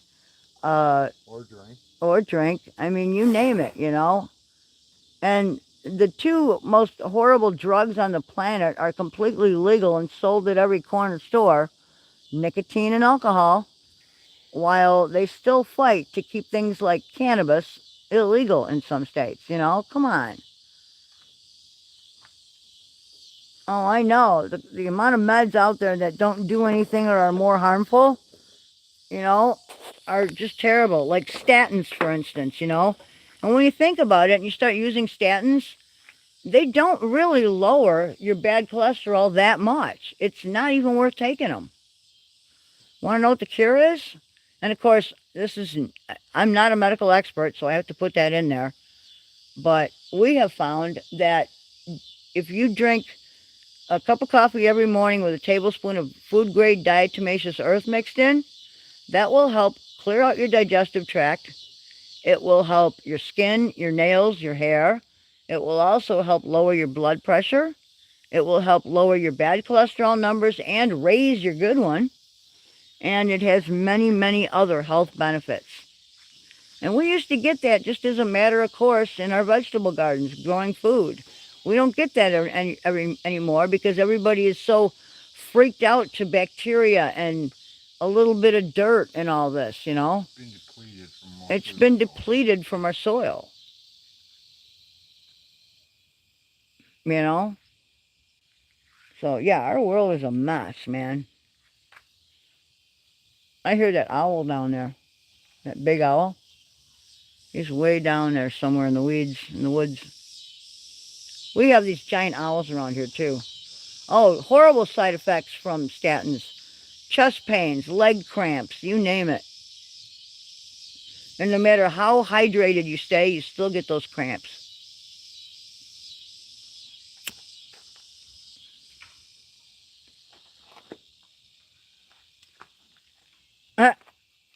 Bouncer, you're hilarious.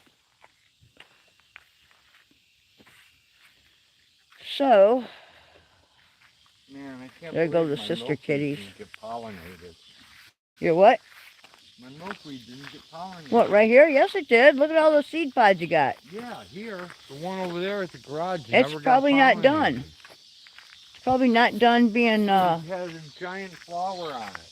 Well, then it's not ready to set seed yet. Yes. All right. Well, here's what it looks like across from our driveway. We live out in BFE. We live right across from a cemetery. People are dying to get in there. All right, that's an old joke.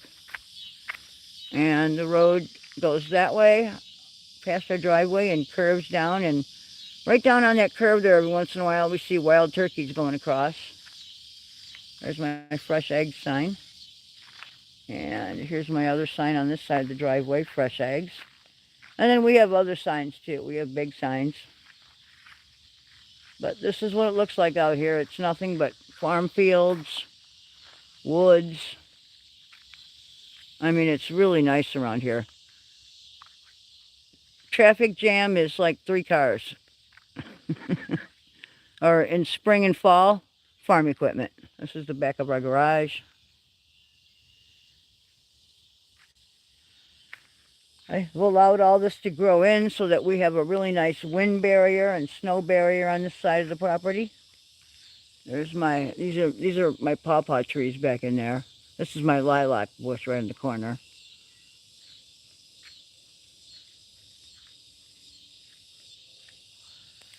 That's what I got to do next year, Bouncer. I gotta order.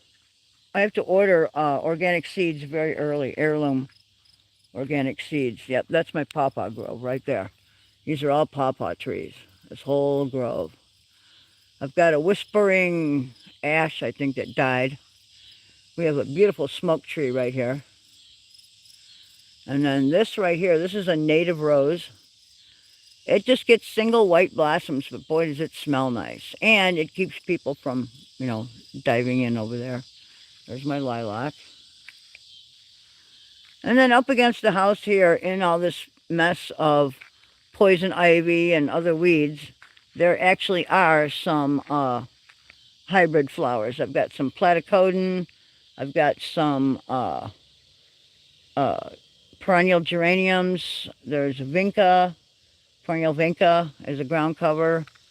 I've got some lilies up against the house, or up against the wall over there. Some daylilies that are hidden in there. A few irises and whatnot. But yeah, this is it, man. It's really nice out here. We see a lot of deer crossing.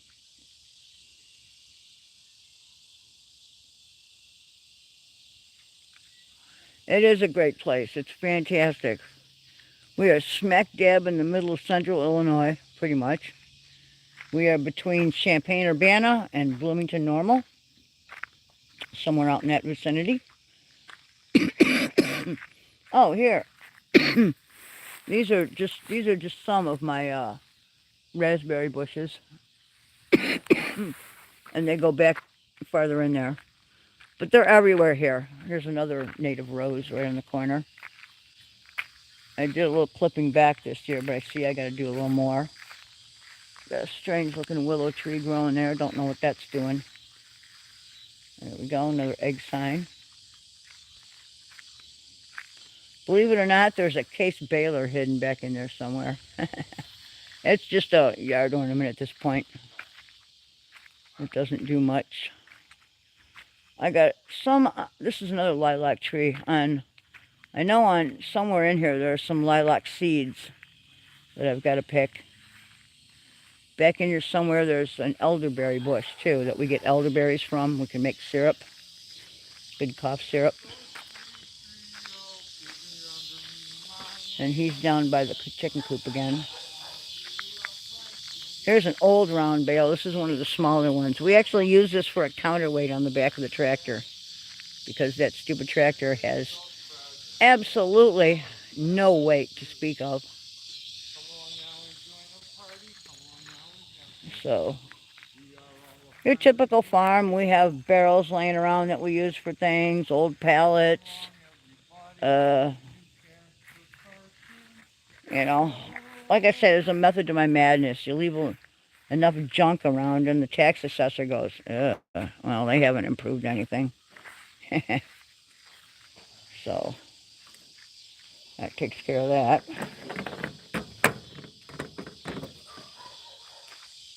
Well, my back is starting to hurt, my dear. I'm thinking about going in and folding my body into a chair for a while. Okay. So, did you want to take over, or do you want me to close out? Go ahead and kill it because all right. I still got some more stuff to do, and I still have 20 chickens to feed. Gotcha. All right, peeps. Thanks for joining me. Thank you for listening to me.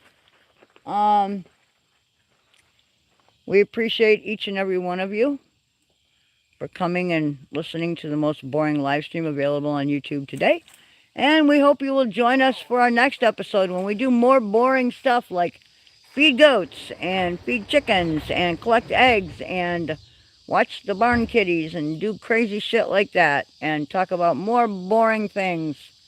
And, oh, choke cherry jelly, yummy! That sounds good. That sounds real good.